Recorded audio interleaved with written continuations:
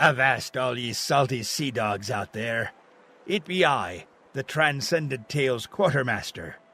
If you find this tale a particularly fine yarn, or any others for that matter, please consider making a donation or becoming a patron of ours. Your support brings tales to life and keeps content free for all, even landlubbers and the like. And if ye treasure chest is looking a little empty, and ye can't spare the gold, ye can still support us buccaneers by rating and reviewing your favorite stories. We relies on your support to keep the boat afloat.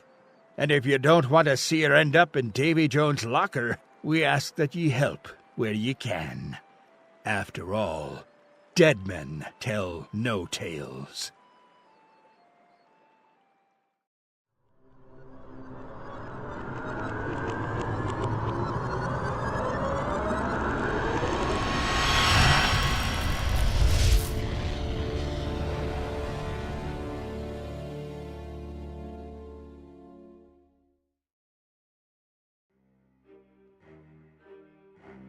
Transcendent Tales presents Read Valkyrie by Adam Train. Read by Derek Perkins. And Pauline Constantine.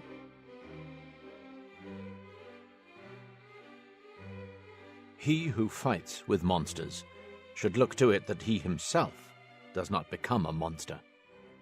Friedrich Nietzsche. 1. It was a bitterly cold night, and the moonless sky glittered with starry jewels. Under their eternal shimmer, January's icy winds blasted Kiev's waterfront and vistas with snow. No living soul was fool enough to be loitering about on this chilly eve. Yet it wasn't on account of the cold alone. A frigid misery had descended over the grand capital, one far worse than winter's gloom and melancholy. Since September the previous year, Kiev had been snatched up by the black-gloved talons of the Third Reich. The grey tide of Nazi wolves had swept so far east they could smell the pungent scent of fear as it arose from Moscow. In occupied Kiev, a strict curfew had been instated. The Waffen-SS preferred to shoot first and, on rare occasions, to ask questions later. After all, only resistance fighters and their conspirators were out at this late hour. Down one empty street, over the buffering cry of the wind and the distant bark of a miserable mutt, the sounds of mirth emanated from a glowing inn. A warm and hearty choir was singing, Auf der Heide blüht kleines Blümelein. On the heath there blooms a little flower. Stomp, stomp, stomp, exclaimed a dozen worn leather jackboots. Und das heißt, and it's called stomp, stomp, stomp. The men sounded off after every stanza. Erika. Eagerly 100,000 little bees swarm around Erika, for her heart is full of sweetness. A tender scent escapes her blossom gown, and it's called Erika. Back at home there lives a little maiden, and she's called Erika. That girl is my faithful little darling, and my joy, Erika. When the weather blooms in a reddish purple, I sing her this song in greeting. On the heath there blooms a little flower, and it's called Erika. Inside the well-lit tavern they sat, singing, steins raised, half empty of beer, their Aryan faces rosy and cheerful. A merry bunch of conquerors and killers.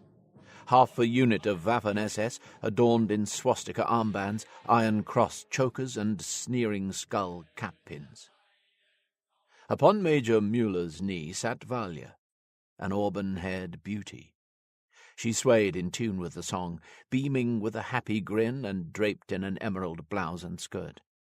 The green contrasted with her milky skin and made her jade eyes sparkle. The Major could barely take his eyes off her. It had been that way all night. He stomped his one able boot in time with his men and quaffed his beer. Valia gestured to the bartender, and he poured another.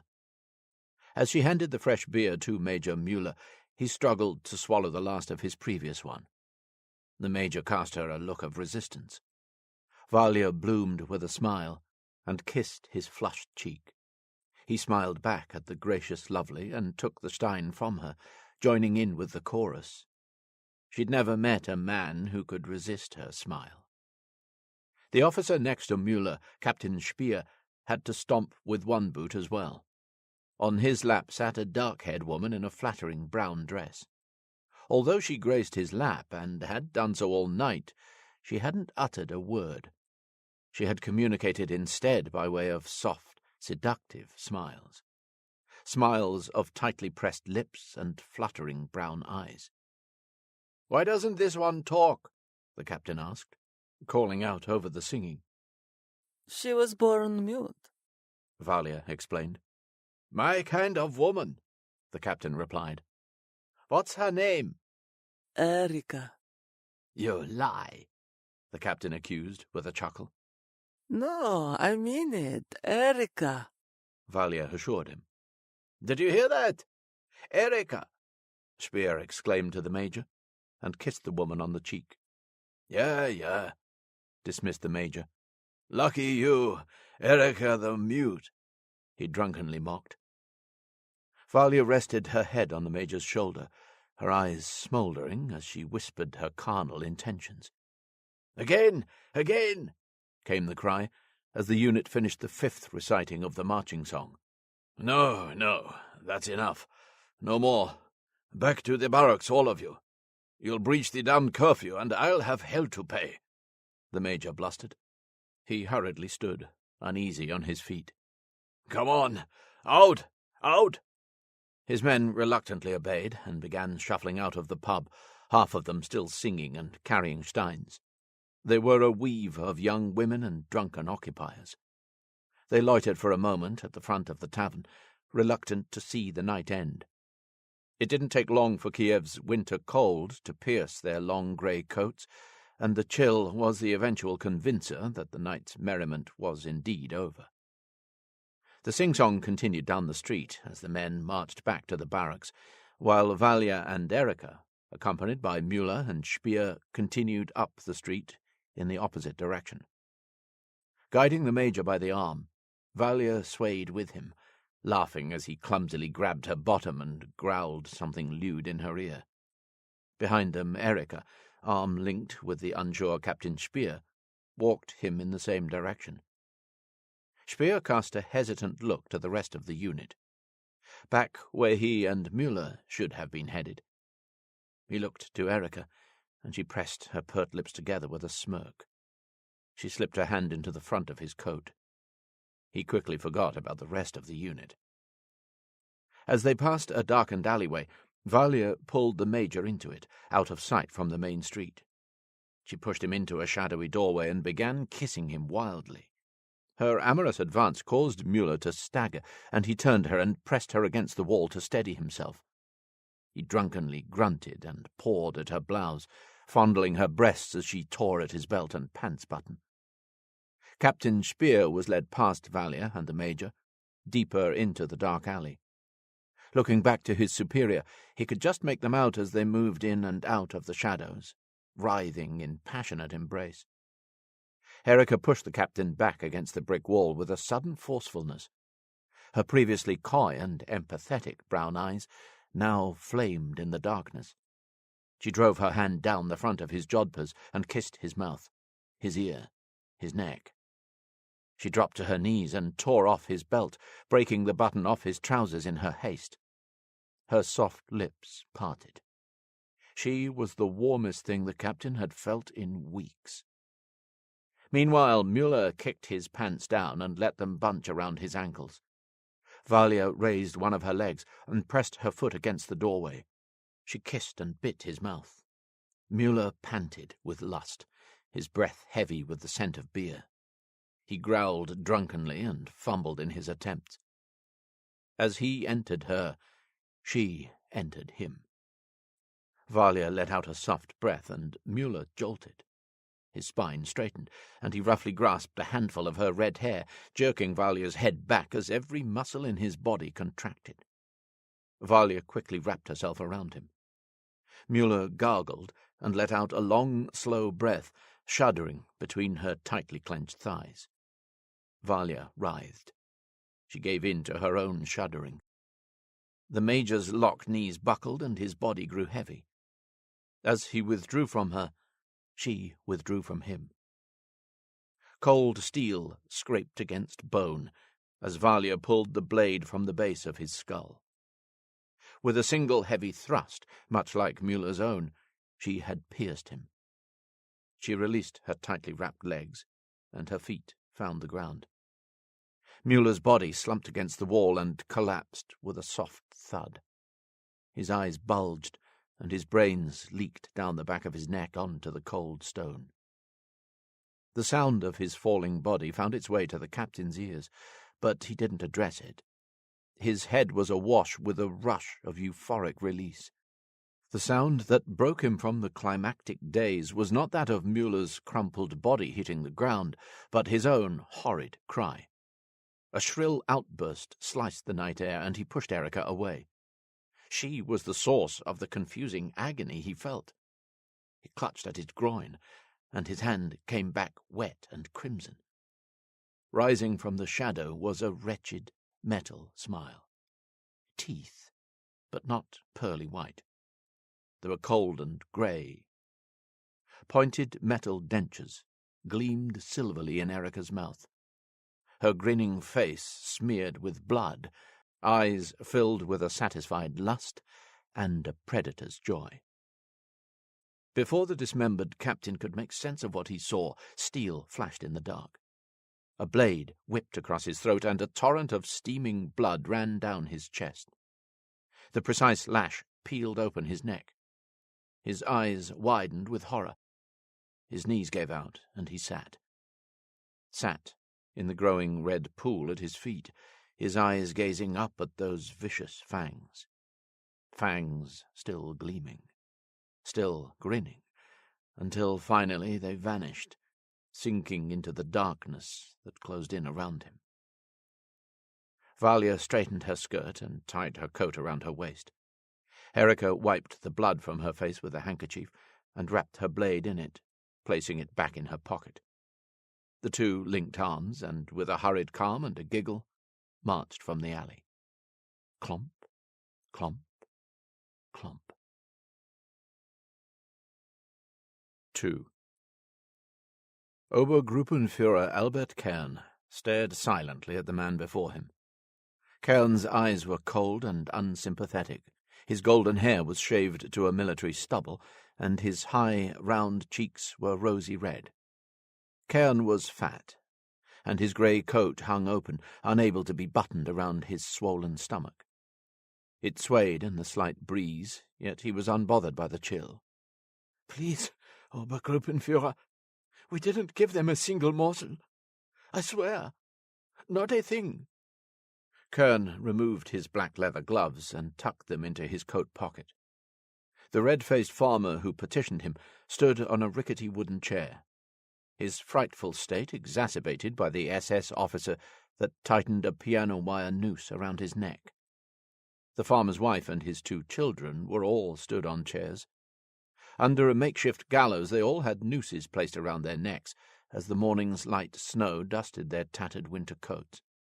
The peasant family swelled with fear, their faces wet and flushed, and yet somehow drained of colour. Their anxiety only worsened with each passing moment of Kearns's silent rumination. "I want to believe you," Kern finally said. "I really do. But you see, if you're lying to me, and I spare you and your family's lives, what message does that send to the rest of them? The others who seem so intent on disobeying my orders?" "I don't know anything about them, Obergruppenführer. Please, make an example of me if you wish. But I beg you, spare my family." Kern stood silent. He looked at the man's children. A boy no older than 13, and a young amber-locked girl of 10. Kern paced to the young girl. His polished black boots crunched the snow. With the back of his hand, he gently touched her face. Her head hung. She dared not look at the grey bear before her.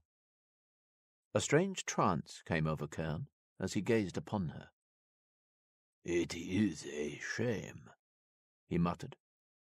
Suddenly he broke from his reverie and paced back to the farmer. "Tell me, do you know what piano wire does to the neck of a man?" There was no reply. "Well, do you?"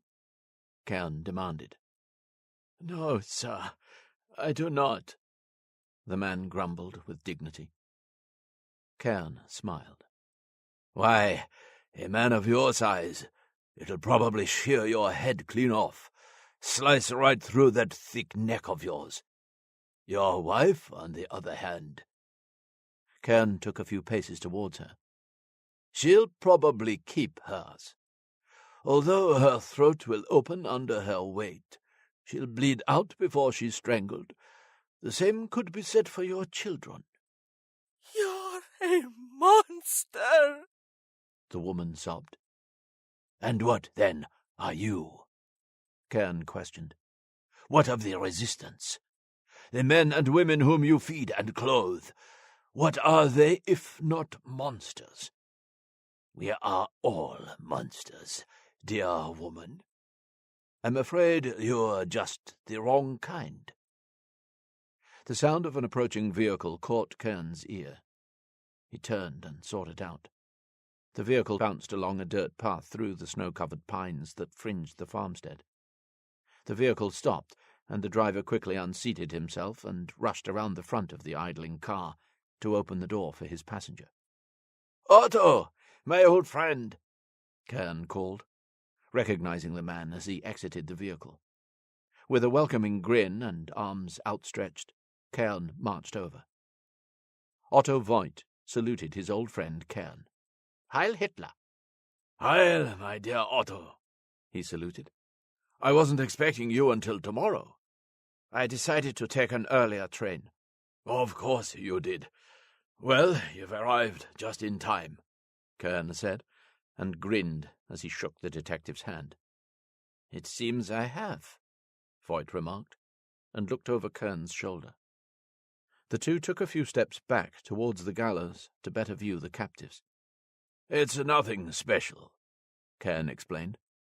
"There was no grand scheme to reveal or plot to uncover, but nonetheless duty demands order be kept and our enemies be punished." "Indeed, it does. What are their crimes?" Voigt inquired. "Aiding the resistance, crimes against the Reich, on and on it goes," Kern complained with a tired sigh. "They never learn, Otto. 2 dozen families a week, it doesn't matter. We liberate them from the Bolsheviks, and this is how they treat us," Kern mused melancholically. "On with it, then. On with it," he commanded. His men began kicking at the wooden chairs, breaking them apart. As each one crumbled, their former occupants hung. Kern was indeed right about the pleading farmer.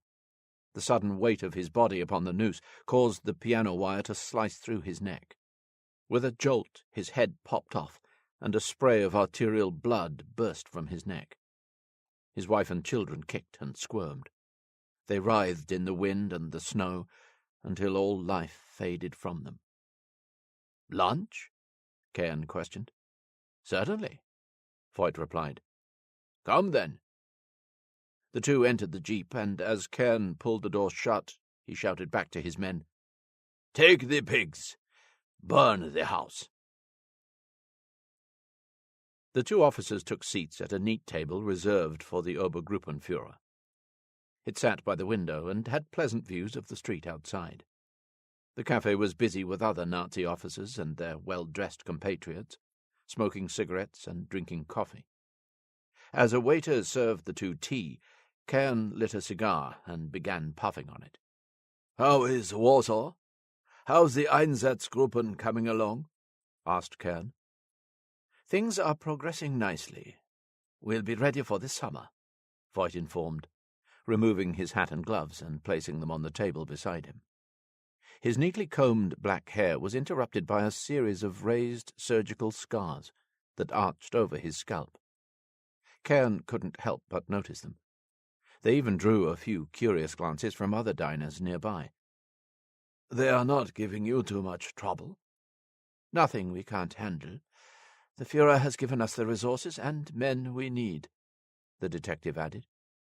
Kern's stare had not gone unnoticed. "Excellent," Kern proclaimed. He leaned back in his chair and puffed away contemplatively. The two sat in silence. "Please, speak, Obergruppenführer," Voigt prompted. He could tell Kern had something to say. Kern held his silence, hesitant. Finally, he gave in and leaned forward with his query. "What on earth have they done to you this time?" Voigt smiled. "Come on, Albert. You make it sound as if I'm an unwilling participant. Some undesirable." "It's nothing serious, I hope." "No, not particularly. It's rather menial, really, at least in comparison to what can be done." "And what can be done?" Kern inquired. "It's not like you to be coy, Albert." "So it's true, then?" "It's not like you to pay attention to rumor, either." Kern grinned and puffed on his cigar. "In my experience, rumors can be more revealing than the truth. The great detective Otto Voigt should know that." "I certainly do, Obergruppenführer, but one must not forget that no matter how revealing they may seem, they're still erroneous by nature." "So there's no truth to it, then?" Kern chuckled.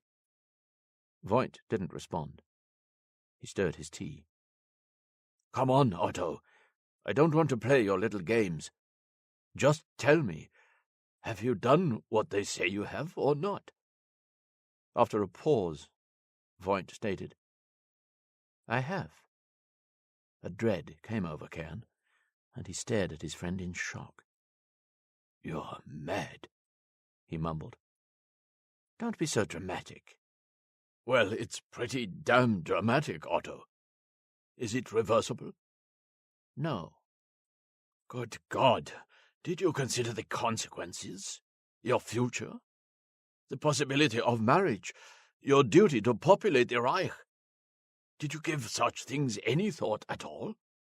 Kern grumbled. "There are others better suited than I to populate the Reich. The fulfillment of my duty will be cleansing the Lebensraum. That will be my contribution. And a noble one at that. Furthermore, with the aid of the procedures I've endured, I can better perform such a duty." "It's a damn shame, Otto. Surely it wasn't necessary." "It is weakness, Albert. One that could, like all weakness, be exploited. Such things steal one's vitality from any noble pursuit. They're distractions, and one is best to eliminate them." "But these things are what make life worth living, Otto. I know you've never really been one for sentimentality and the like, but they can, on occasion, be virtues. Surely you see that?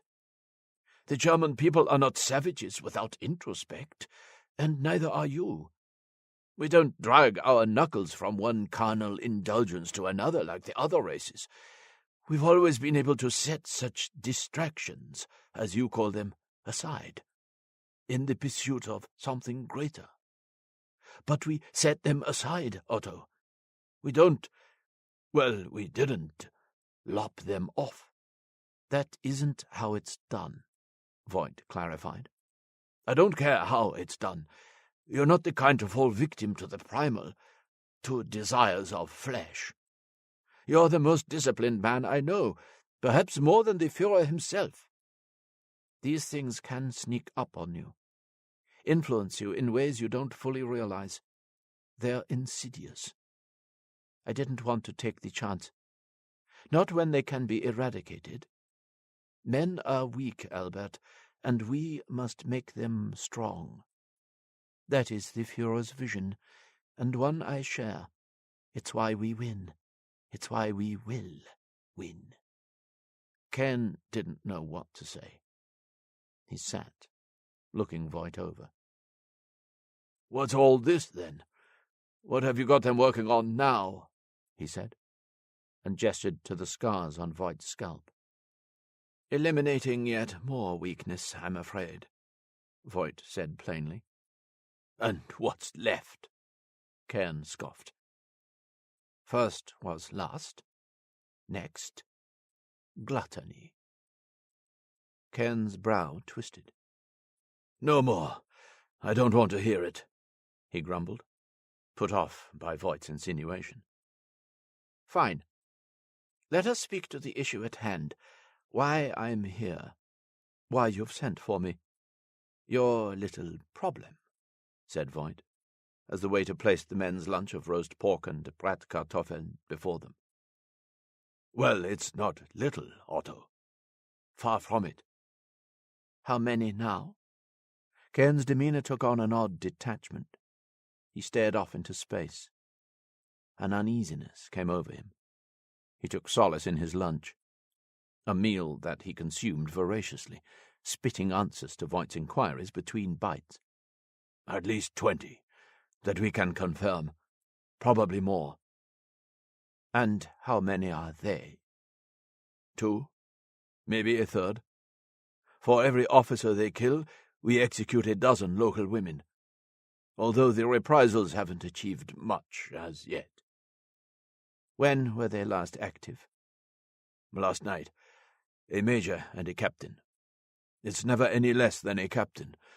My men are examining the scene now." "Then we haven't time to waste." Voigt stood, having not touched his plate. Kern stared up at him in confusion. "At least let me finish my damn lunch," he growled. Voigt sat back down.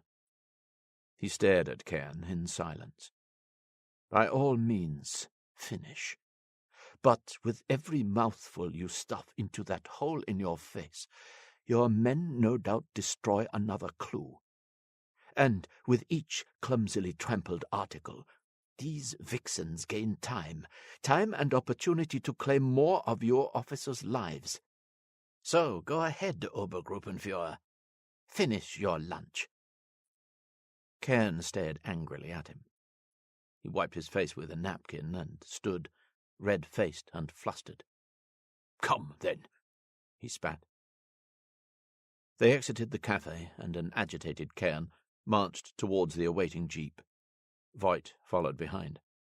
The driver spotted the two of them and started the engine. In all his blustering, Kern failed to see a young girl pass him by.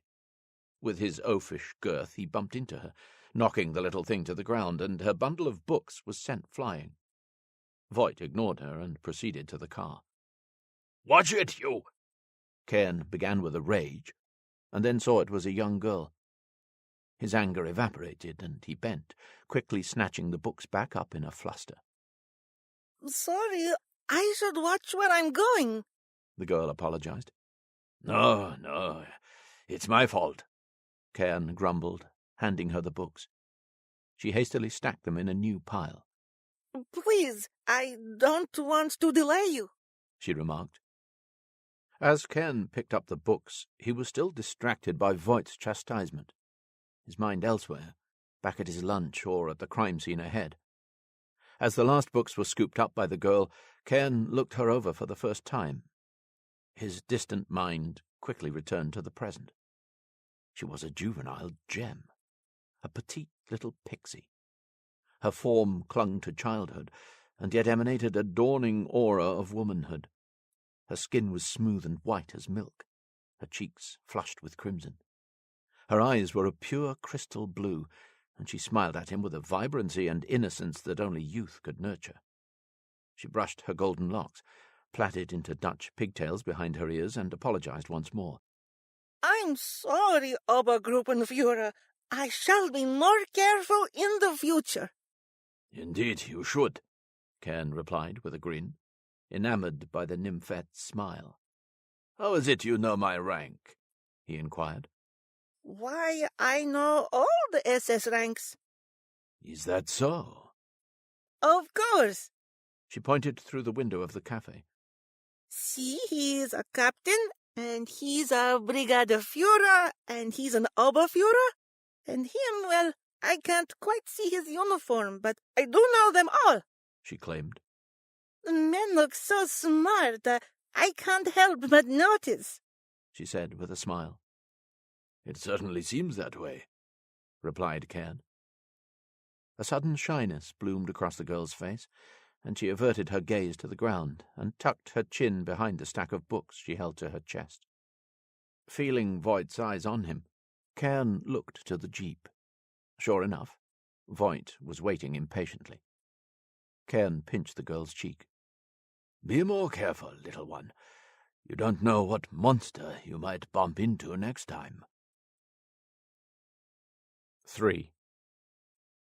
St. Andrew's Baroque steeples, capped with golden crucifixes, speared imposingly into the grey winter sky. The gilded spires contrasted against the milky white stone of the church's ghostly face. The 5 towering domes emanated a subdued glow that not even the darkening day's gloom could entirely dim. Afternoon prayer had just concluded, and the church bells echoed out over the low-lying streets that surrounded Andrievska Hill, upon which the church had been built. A dozen pious men and women made their way down the church steps. Weaving her way between them, the young girl, books held tight, hurriedly made her way up to the church. She entered the dark interior of the shaded and sacrosanct sanctuary. The nave and ambulatory were an opulent weave of golden adornments, white stone and stained glass.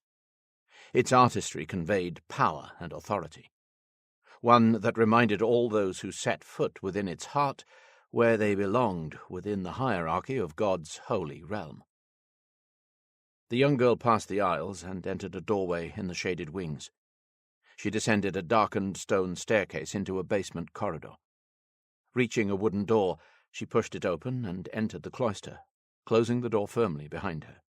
You bitches! She cursed. You said you weren't going out last night. You said there would be no more until next month. You lied to me, she accused, disappointed. Within the small, bare stone room sat 2 beds, a table, a wardrobe, and an old oil heater that barely put out enough heat to warm the tiny space. Valia lay with her back to the door in one of the beds. Erika sat on the other, her face in a book. Valia stirred and rolled over towards her young accuser. The young girl stood, waiting for a response. None came. Well? She demanded, and placed her stack of books on the small table in the centre of the room. Well, what? Valia challenged, sitting up. She held the covers up to her naked shoulders and pawed at her eyes. You went out without me. We went to a bar, Annabelle, Valia said in her defence. And there weren't any there for you anyway.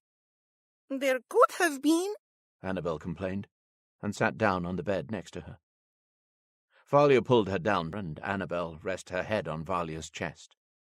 Relax, my little peach. There's always more. You won't miss out, Valia consoled, as she toyed with Annabelle's golden locks. It's been 3 months. I'm getting bored. You know why we have to wait. We're trying to catch a big fish. Besides, you have your little German boy. I assume that's where you were last night. Valia grumbled unapprovingly. No one saw us, Annabelle assured. Her thoughts drifted. She laughed to herself. What? Valia queried. Guess who I happened to bump into? She teased. Who? I want you to guess. Go on, guess. Priest Danya, said Valia. No. Annabelle rebuked sorely. Well, I don't know. The big fish. You didn't, Valia exclaimed. I did, I swear. We even had a conversation. She gloated. Brief though it was. Valia sat up, clinging the bedding to her bare breasts. She looked down at Annabel with excited, wide eyes, and the nymphette brimmed with a cheeky grin. Erika put her book down. She was as intrigued as Valia. Well, is it true? Oh, it's true, all right. Said Annabel with seductive confidence. He's a pervert if ever I've slit one throat. She giggled. You little slut. Valia teased. She playfully reached beneath Annabel's skirt and began tickling her. Why didn't you wait for us? You should have, she grumbled parentally. Annabel laughed and squirmed, fending her off. I didn't think I'd actually bump into him. I was just checking to see if he was there for lunch. He walked right out of the doors and straight into me. What did he say? Not much. He didn't have to. It was written all over his face. Annabel giggled. He was in a hurry. Some other officer was there with him. Gestapo, I think. I've never seen him before. Gestapo, Valia repeated with a worrisome tone. She ceased her flirtatious assault. Hearing the revelation, Erika hurriedly groped for a notebook at her bedside. Scribbling something down, she walked across the room and handed it to Annabel. She read it. Who? Asked Annabel. Erika snatched the notepad from her. She angrily scribed her clarification and handed it back. I don't know. He looked like a German, Annabel said defensively. He had a strange manner about him, and he was in a hurry. He and Kern were headed somewhere. Erika cast Valia a look of concern. What? Annabel asked. Do you know him? All Gestapo are bad news, my little peach, said Valia. She lay back beside Annabel and embraced her. I'm not afraid of them, Annabel said. They've already taken everything they can from me, from us. Well, they and the Russians. All that's left is our lives, and what miserable lives they are. She mocked. I'd probably be dead already if I hadn't found you two. I'd have been caught and hung.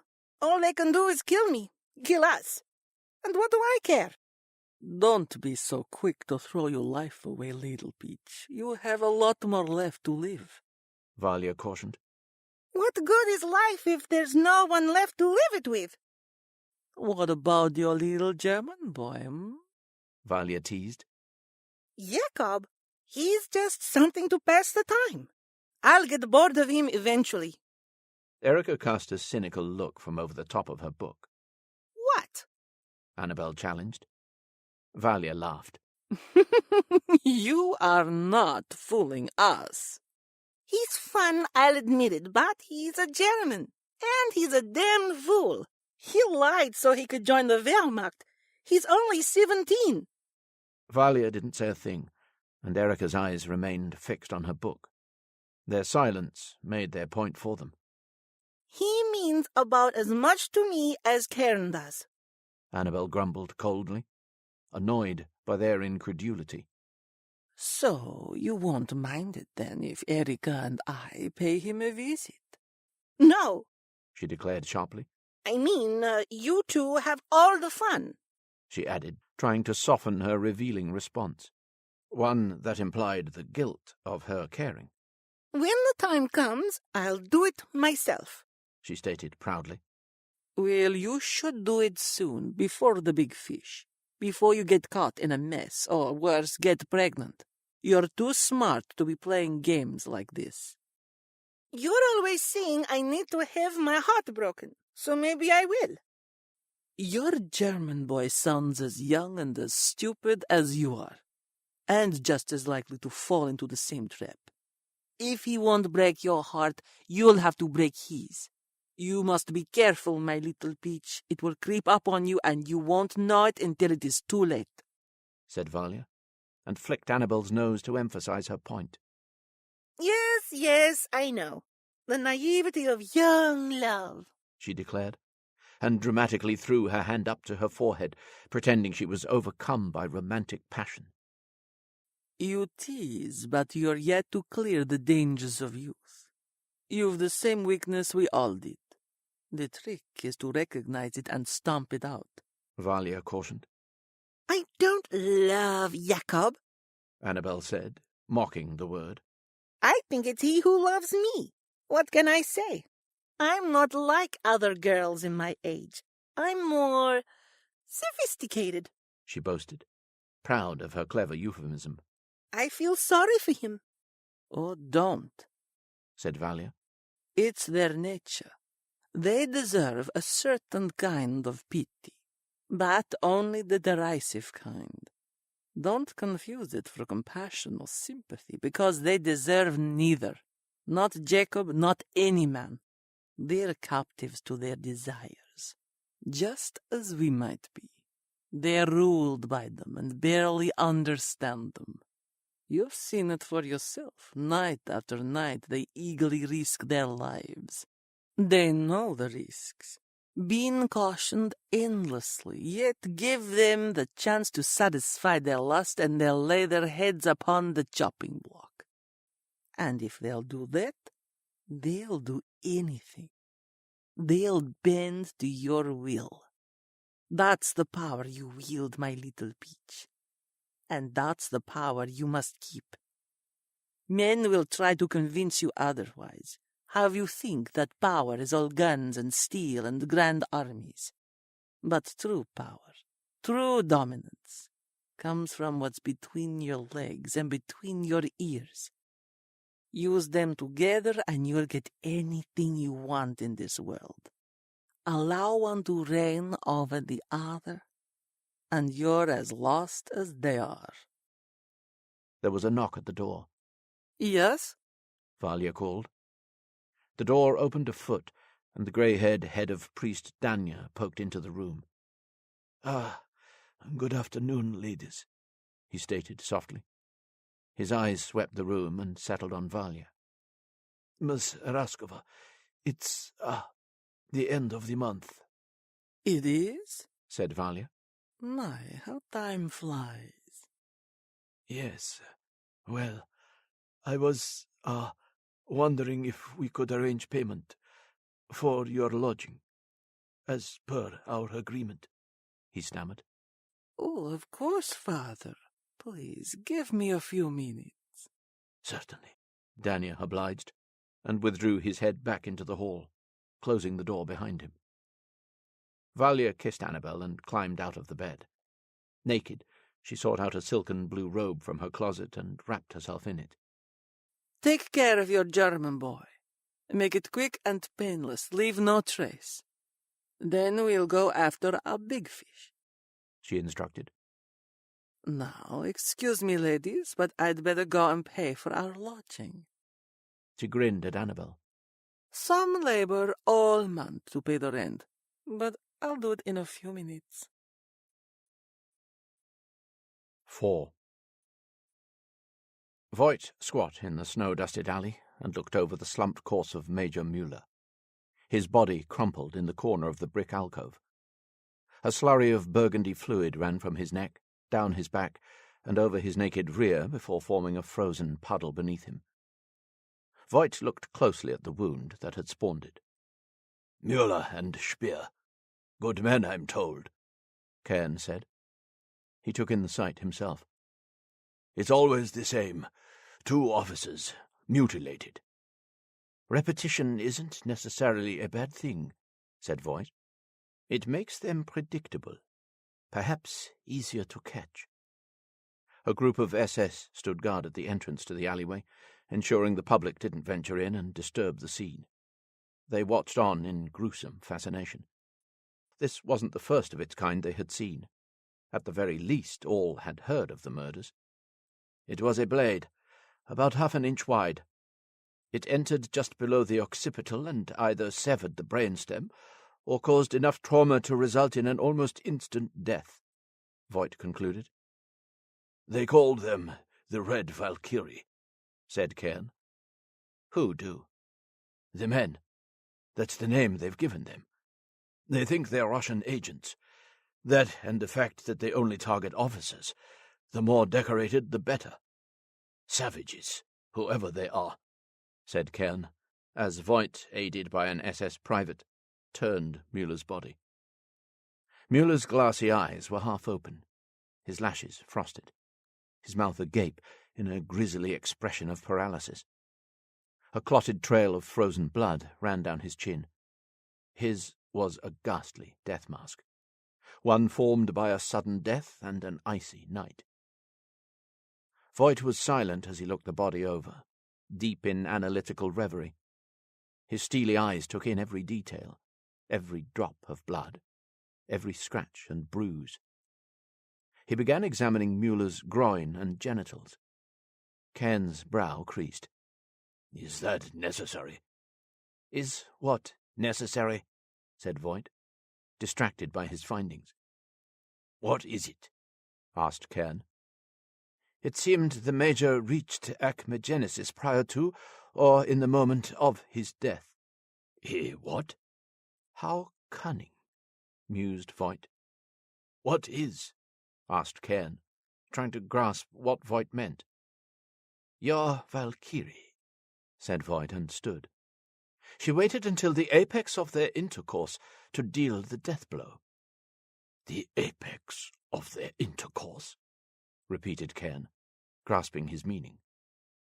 "Yes." "What for?" "What better distraction? How better to sell her deceit, to convince him that her intentions were amorous and not murderous?" Voigt was silent. He gazed down at the corpse, his mind deep in thought. "It's tactical, or it's ritual, or perhaps both." "Ritual? What on earth does ritual have to do with it?" said Kern in a fluster. Such things disturbed him greatly. "It's common for habit to form, a repetition of method that becomes involuntarily adhered to. She may even derive a kind of satisfaction from the custom, and our Valkyrie is indeed red." Voigt squatted back down. With care, he pulled a single hair from between Müller's frozen fingers. He examined it in the soft light, its faint auburn hue evident, even in the dull grey glow of the darkening afternoon. Kern watched him. "I'll have every red-headed wench round up and hung," he snarled. "Why not every woman in the city?" Voigt added. "If only. And what about poor Speer?" "I already know who killed Captain Speer," Voigt declared. "I know you're good, Otto, but you haven't even examined his corpse." "Erika Brodzik, the Warsaw Witch," said Voigt. He paced over to the body and took in the details. "Yes, this is her," he said with a kind of sad confirmation. "The witch killed 17 men over a 3-month period before she fled the city." Voigt squatted in front of the body. Speer still sat with his back against the wall, head hung, pants bunched around his knees. All were found like Captain Speer here. Genitals mutilated, severed in some cases, their throats cut, lured to their deaths by the promise of sexual encounter. Voigt stood. "We can thank Stalin and his hounds for the witch. Her husband was a Polish agent, Marek Brodzik, a victim of Stalin's frantic paranoia. Marek and his fellow agents brought news of preparations for Barbarossa. Stalin refused to believe them. He refused to believe the Führer would betray the non-aggression treaty. Brodzik and his agents were suspected of conspiracy and tortured, as were their wives and families. After removing both his and Erika's teeth and tongue to get him to confess, he had the additional misfortune of losing his life." "And they dare call us monsters," grumbled Kern. Voigt looked down at Speer's body, the 18th of its kind he had seen. "Our witch replaced her teeth with a set of metal dentures. She's quite adept at using them. A gift from the NKVD," Voigt mocked. "She escaped me before, but she won't this time, even if she has found another of her kind to pair with." "What do you suggest? We've already hung 24 women this morning as reparations. I'd be happy to double it," said Kern. "Continue with the reprisal killings, if that has been normal protocol. but do not act in any manner that would suggest an increased effort in their detection and capture. They'll be timid. One has fled before. They may do the same again. There shall be no cancellation of leave, no alteration to the curfew. We shall need bait to catch our vixens, Albert." "And how exactly do you plan on doing that?" "I can identify her, Erika Brodzek," said Voigt. "But unfortunately she can do the same in regard to me." He thought for a moment. "Pick 6 of your best men ranked above that of captain. The more decorated, the better. Reassign them to my investigation, along with a unit of your finest SS.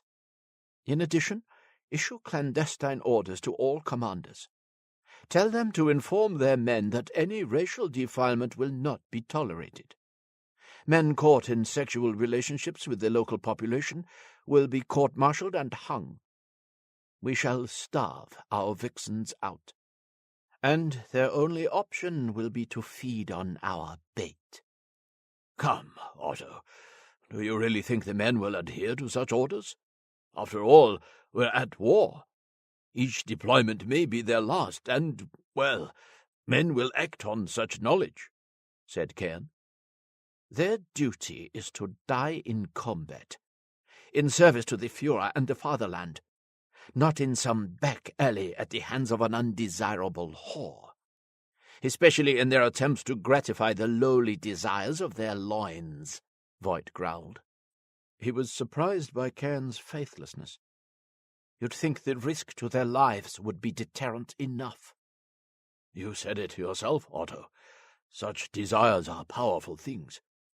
Men will risk their lives to see them satisfied."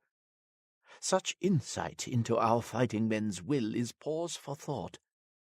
It shows how far we have yet to go in eliminating our weakness. The Führer's vision of a pure Reich is within our grasp, and we mustn't squander the opportunity out of lust to quench petty appetites. "I agree with you, Otto. But there are other ways to handle the issue. Military brothels have proven quite effective in the East. I've been reluctant to follow suit, but now may be the time. At least they would be under our control." "I wouldn't approve the establishment of some carnal feeding trough, some lager bordel to encourage and service our fighting men simply to preserve their own safety." Voigt spoke with disdain, disappointed that such a device was necessary or even implemented elsewhere. He stood in silent frustration, thinking over Kern's proposal. "However, you are the Obergruppenführer. This is your command. I shall respect whatever decision you make." Voigt turned and began marching out of the alley. 3, he said, recalling Kern's short brief at lunch. He turned back to face him. "You said there may be a third Valkyrie. What gave you that impression?" Kern grew oddly flustered, something Voigt noticed but did not press. "It was only a suspicion. Nothing to substantiate it in any official capacity," Kern explained. Voigt left it alone. "Very well. Let us make preparations and finish our lunch." The two left the alley, and a group of SS moved in.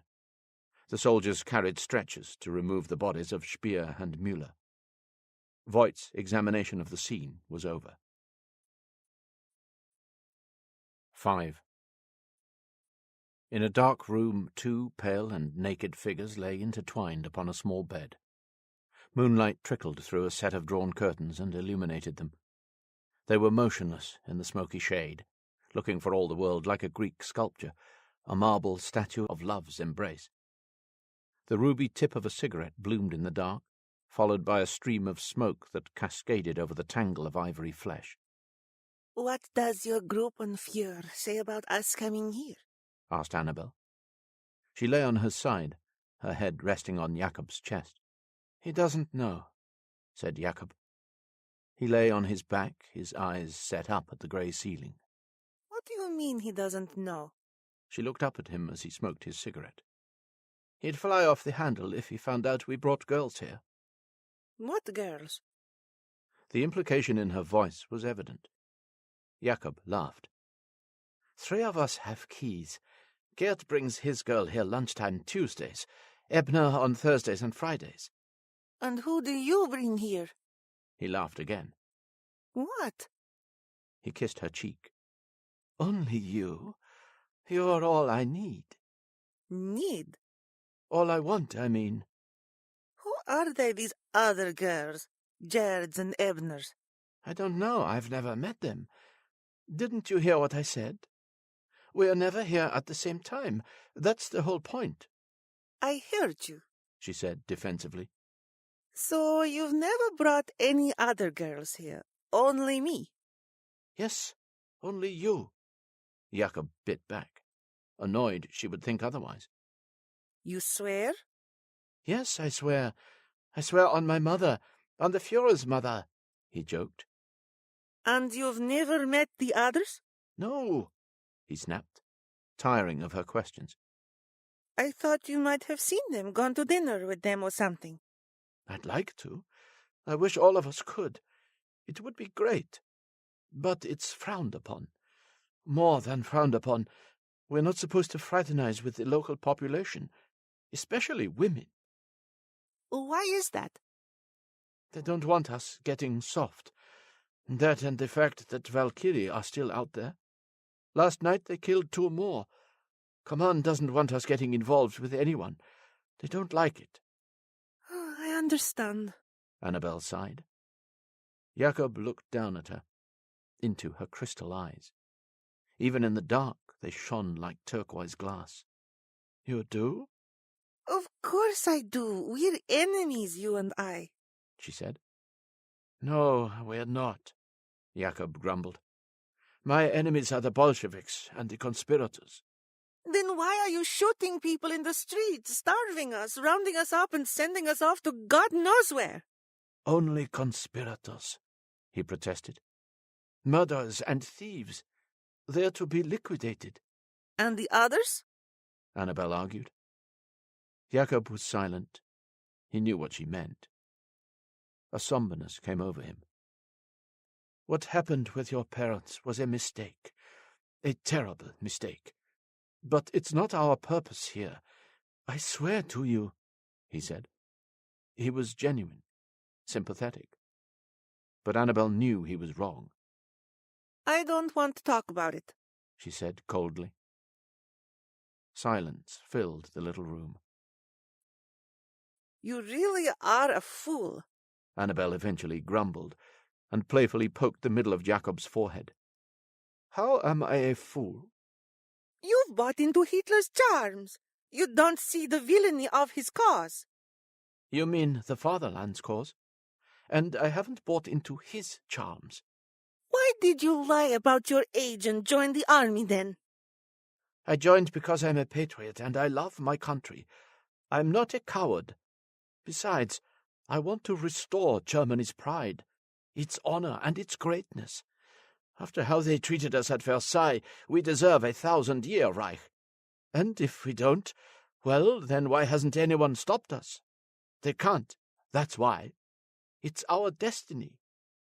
When the flag is unfurled, all reason is in the trumpet, Annabel cautioned. What? You're a naive young fool, she declared. And what are you, then? I may be naive from time to time, and I may be young, but I'm no fool. You're not? No, you don't know a thing about me, she teased with a playful smile. The truth would shock the pants off you. I'm not wearing any pants, Jakob quipped, and they laughed. Besides, I know all I need to know about you. I know the important things. The rest don't matter. So you know the Germans want me dead? No, they don't, Jakob protested again, convinced she was being ridiculous. They want all Ukrainians dead, along with the Jews and the Poles. You're shooting, starving, and working us to death. Jakob scoffed.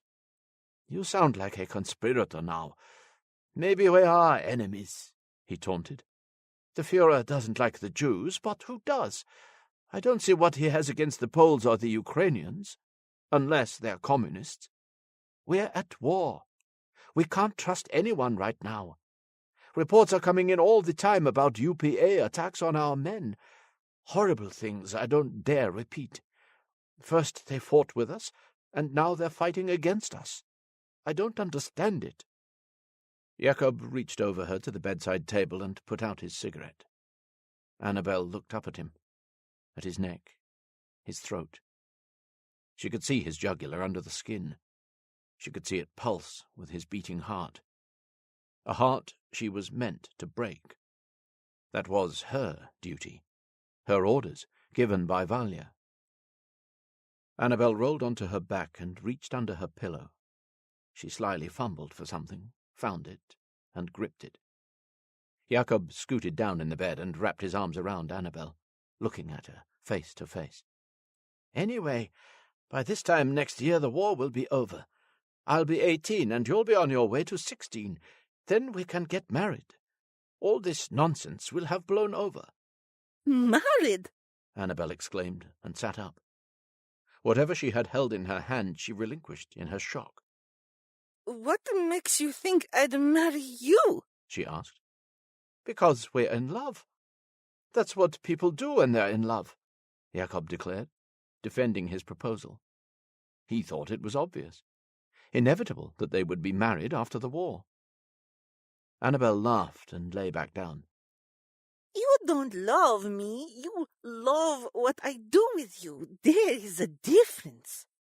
Jacob sat, thinking for a moment. "Can't I love both?" he said with a grin. His smile slowly faded, and a frown twisted his fair brow. "You do love me, don't you?" Annabel was silent. "Well?" I don't know. She spat. "Well, I love you." No, you don't. You love my mouth, my tits, and what's between my legs. You're confused, a naive and confused young fool. She teased. "Don't be so boorish," Jacob chastised. "I love you more than any of that." No, you don't, and stop saying it. Annabel complained. "Why?" He rolled on top of her. "It's the truth," he said. He straddled her with his arms and legs and began bouncing her. "I love you, I love you, I love you," he declared, over and over in time with the squeaking springs of the mattress. Annabel laughed. Okay, I believe you. Just stop. He did as she ordered. Jacob kissed her. A deep, long kiss that she resisted at first. Slowly she warmed, melted. She wrapped her arms around his neck and pulled him to her. She returned his kiss with the same passion he had given her. She didn't say the words, but Jacob didn't care. He knew she loved him. She might not have wanted to, but she did. Jacob reached over to his watch and checked the time. "Once more?" he said with a bashful grin. Annabel gave him a seductive smile and rolled him over, straddling him. Jacob cradled her small breasts, and she kissed him again. She groped for the covers with one hand and pulled them over the two of them. With her other hand she reached under the pillow she had been laying upon and searched for the object. Her fingers found it, and she drew it from beneath the pillow. A straight razor. Its polished blade caught the light with a flash of silver. With one hand she closed the blade into its ivory handle and dropped it from the side of the bed into her clothes. Next time, she thought. But she knew it was a lie. She had cut the throats of 12 men, watched as they choked to death beneath her, their eyes wide and faces frozen with horror and shock. Jacob wasn't a predator like they had been. He didn't seek to take something from her. Rather, he wished only to give. He didn't lust over her innocence, her youth. He loved her for her strength, her maturity. He loved her. The others saw her as a toy a youthful and virtuous plaything. Perhaps it was all they wanted to see. They longed to take from her, to pilfer her innocence and her chastity. They wanted to deflower what she was, and in doing so they could appease their paedophilic passion for a time. Their blind pursuit had cost them their lives. Annabel had taken from them just as they took from her. She knew not why they were that way, whether it be a sickness within them or trauma. She knew only that their desire didn't come from any good place. Yet it was all she had ever known. Until now. Jakob didn't love her for any of those reasons. He didn't see her that way. Any childlike innocence or purity he saw within her was to be protected, not pillaged. He couldn't be more different. None of the others had ever spoken of love. None had possessed a gentleness about them. They were rough and clumsy in their haste, like greedy children fumbling with candy. They had never thought past their lust, beyond the moment. As far as they were concerned, there was nothing, no future beyond it. Even Valia and Erika didn't see Annabel the same way that Jakob did. To them she was a doll, a little peach. In some strange way they were the same as the others. They too lusted over her innocence, her youth, and her purity, and they took a joy in the slow poisoning of it, in stripping it away. Not by violent penetration, not by a singular impetus of desire, but rather a slow erosion. Perhaps this was just as perverse, just as vile. Jakob noticed Annabel had become distant. She was somewhere else. Her mind roamed the catacombs of her deepest memories. He ceased his love-making, and she rolled over, placing her back to him. He wrapped his arms around her, and she pulled them tight. I love you. It was only a soft whisper, but deep with significance. She wasn't sure if she said it for him or for herself, whether she actually meant it, or simply felt that Jakob deserved to hear her say it. Jakob kissed her cheek, and they lay in silent embrace. Together they watched the face of Jakob's wristwatch. It lay on the bedside table facing them.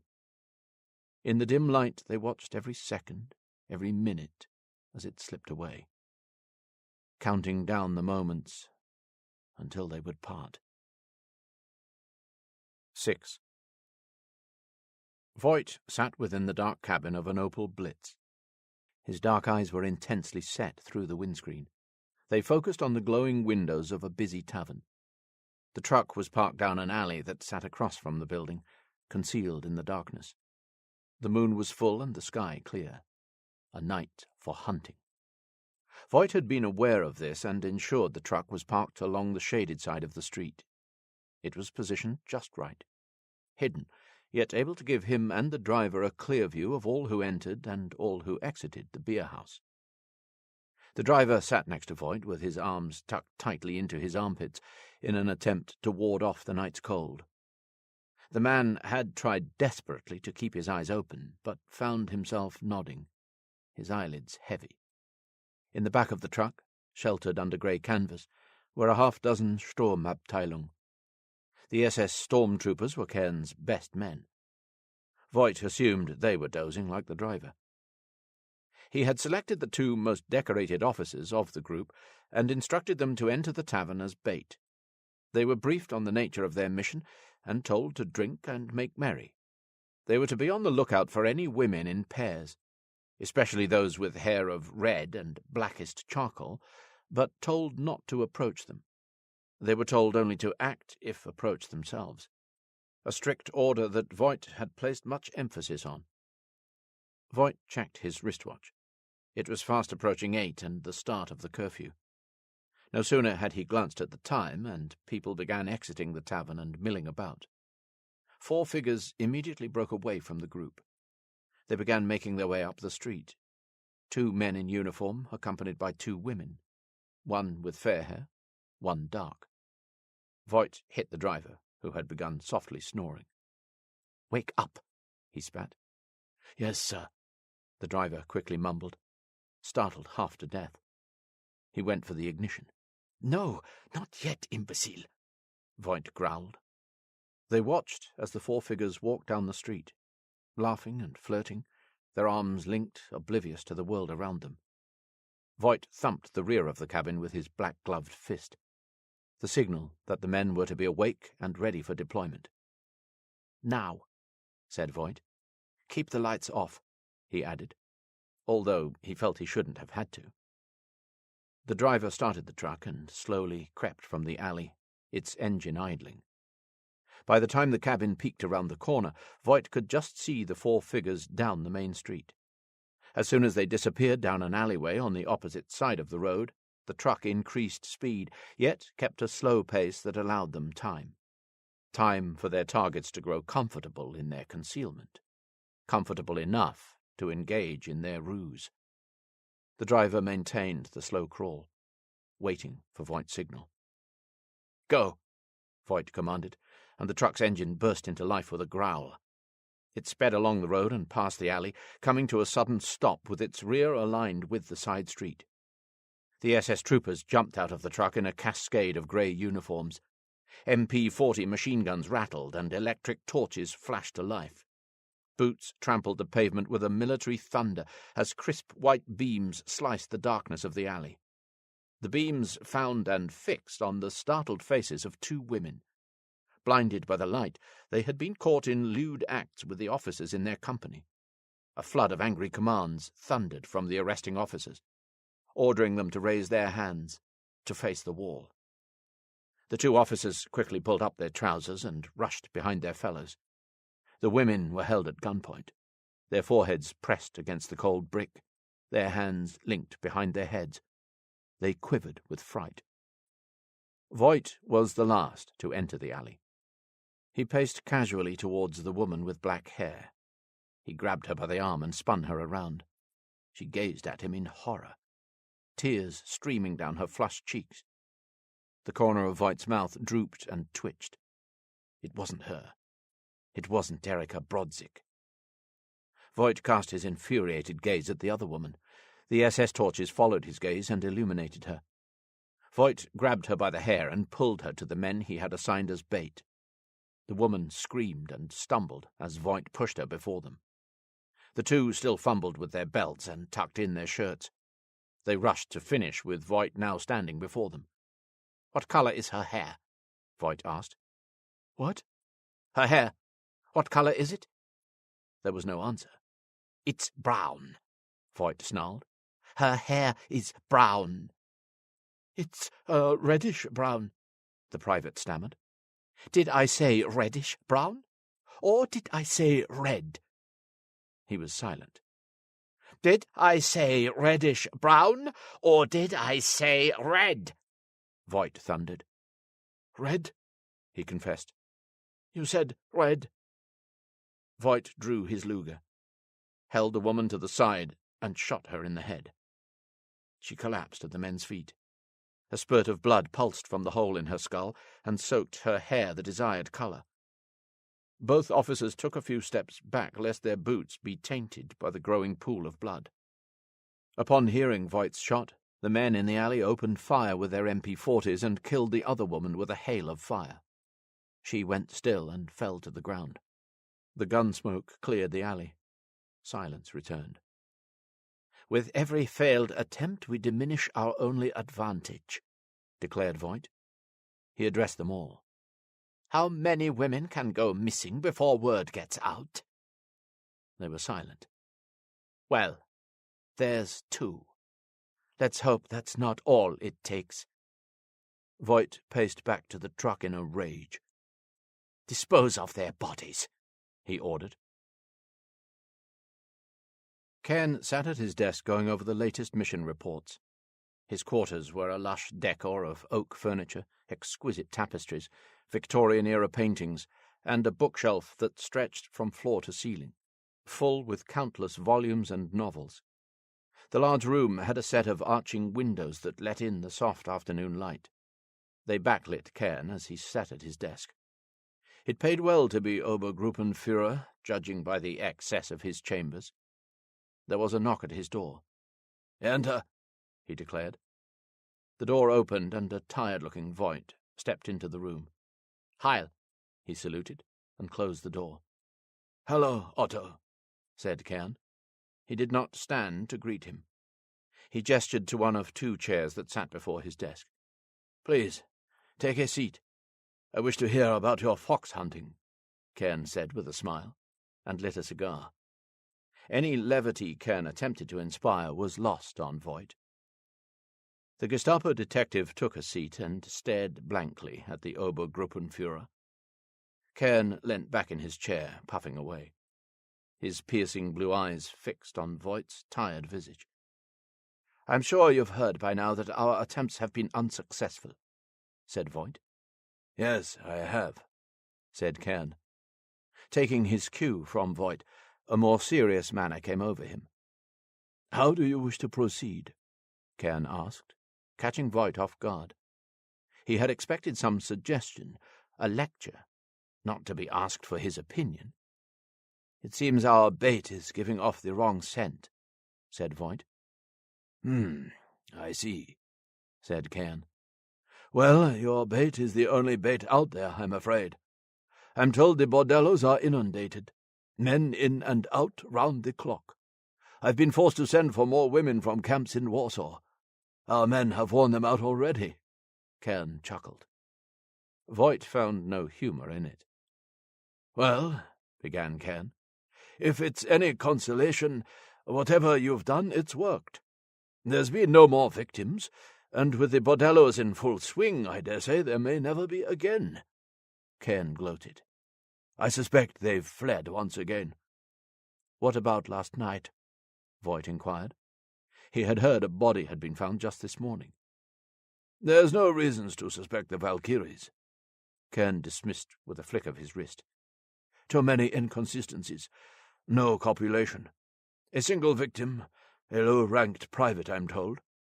Perhaps you've scared them straight, Voigt. Word has gotten out about your attempts, and that alone may have done the trick. The Valkyrie's nights of murder are over," Kern said with pride. "Don't be so sure," Voigt cautioned. "It's only a matter of time. Their kind aren't able to stop. It's sport to them, you see. The longer this drought goes on, the more severe their reprisal will be when it comes." "Not if they've no men to butcher, it won't." "Don't put so much faith in these dens of iniquity you've built. They'll come back to kick you in your rear. I warn you, Albert, if not—" Voigt stopped himself. "What?" prompted Kern. He saw that some consuming thought had come over the detective. A confident smile bloomed on Voigt as his calculating mind played some new scheme. He leant back in his chair, a new calm and confidence about him. "Give me 50 men. 50 men for a month," Voigt requested. "Please, Otto," Kern grumbled. "I don't have 50 men to spare. You've already tied up my best squad for the past weeks without so much as a glimpse of the Valkyrie." "I don't want your best. I've had enough of them. I want your worst," said Voigt. "My worst?" "Yes. Give me your filth, your disorderly, your dissenters and insubordinates, the bottom of the barrel. Men you'd be happy to lose. Men you're sending to the front, or men awaiting court-martial. Tell them if they serve with me, they'll be granted clemency." "Clemency? I can't be giving out pardons like that," Kern began blustering. "Just tell them, Albert," Voigt said with a suggestive tone. Kern cooled, picking up his meaning. "I'll need 50 officers' uniforms as well, and whatever commendations you can spare. In return, I'll give you the heads of the Valkyrie," said Voigt. Kern took a long drag of his cigar and thought over the proposal. "All right," he snapped. "You can have your filthy 50. But if this scheme of yours yields nothing, then you're on your way back to Warsaw. I'm sure you still have preparations to keep you occupied, those for your much-anticipated summer purge." "Certainly," said Voigt. "Then it's agreed? No hard feelings?" "Of course not," Voigt said. "One more thing. I'd like control of one of your brothels. 3 nights a week for the next 4 weeks. Say Mondays, Wednesdays, and Fridays. And I mean complete control. No other men shall be allowed admittance. Other than my own, of course." Kern's brow twisted. "Looking to provide some incentive, Otto?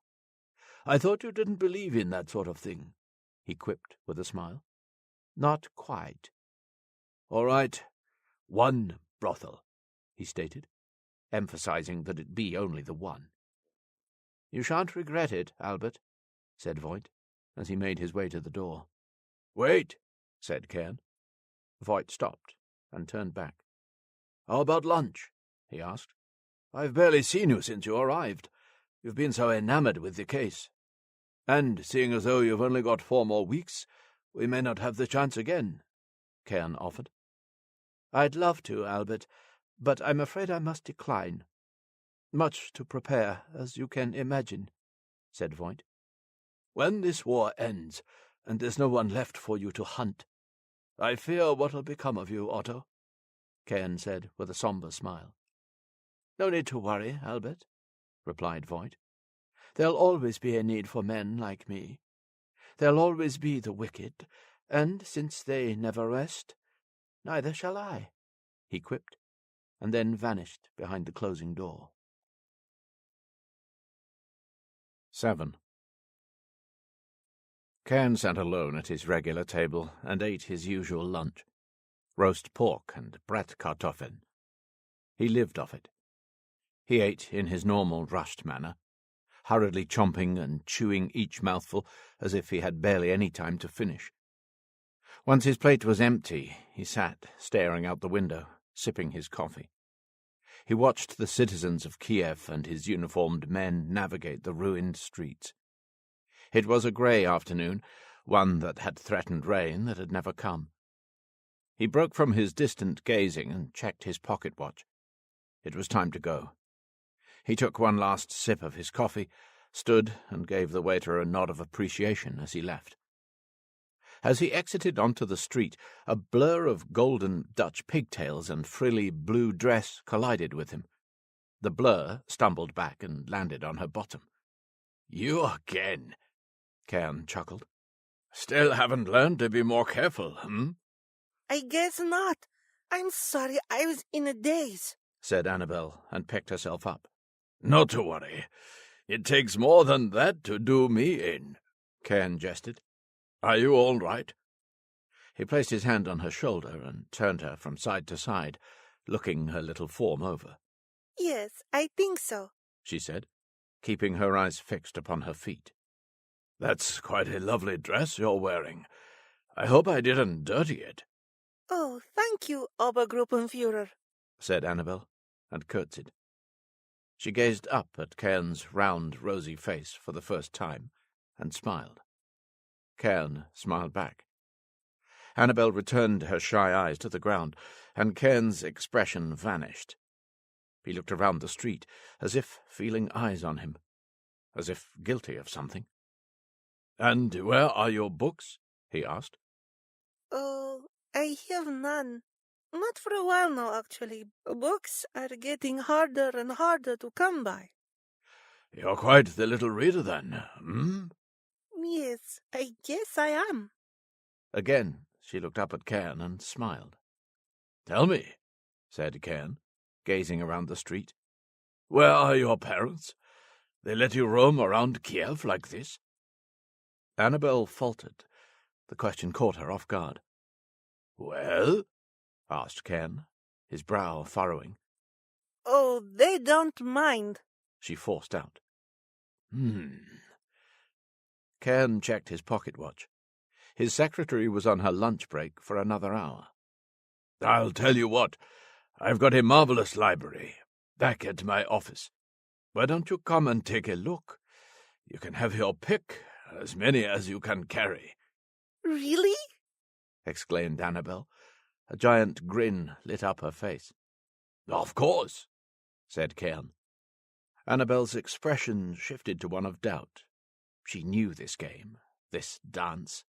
She had performed it many times before. Her uncertainty and her reluctance was key to catch a big fish. One mustn't reel them in too fast or too quickly. To be too eager was to snap the line. Maybe I shouldn't. I don't want to be a bother to you, Obergruppenführer. It would be no bother. I really should be going. I've already delayed you, and now for the second time. Annabel began pacing backwards. Come now. It's just around the corner. I'm heading there myself, explained Kern. An odd desperation came over him. One he tried to hide, but it was there.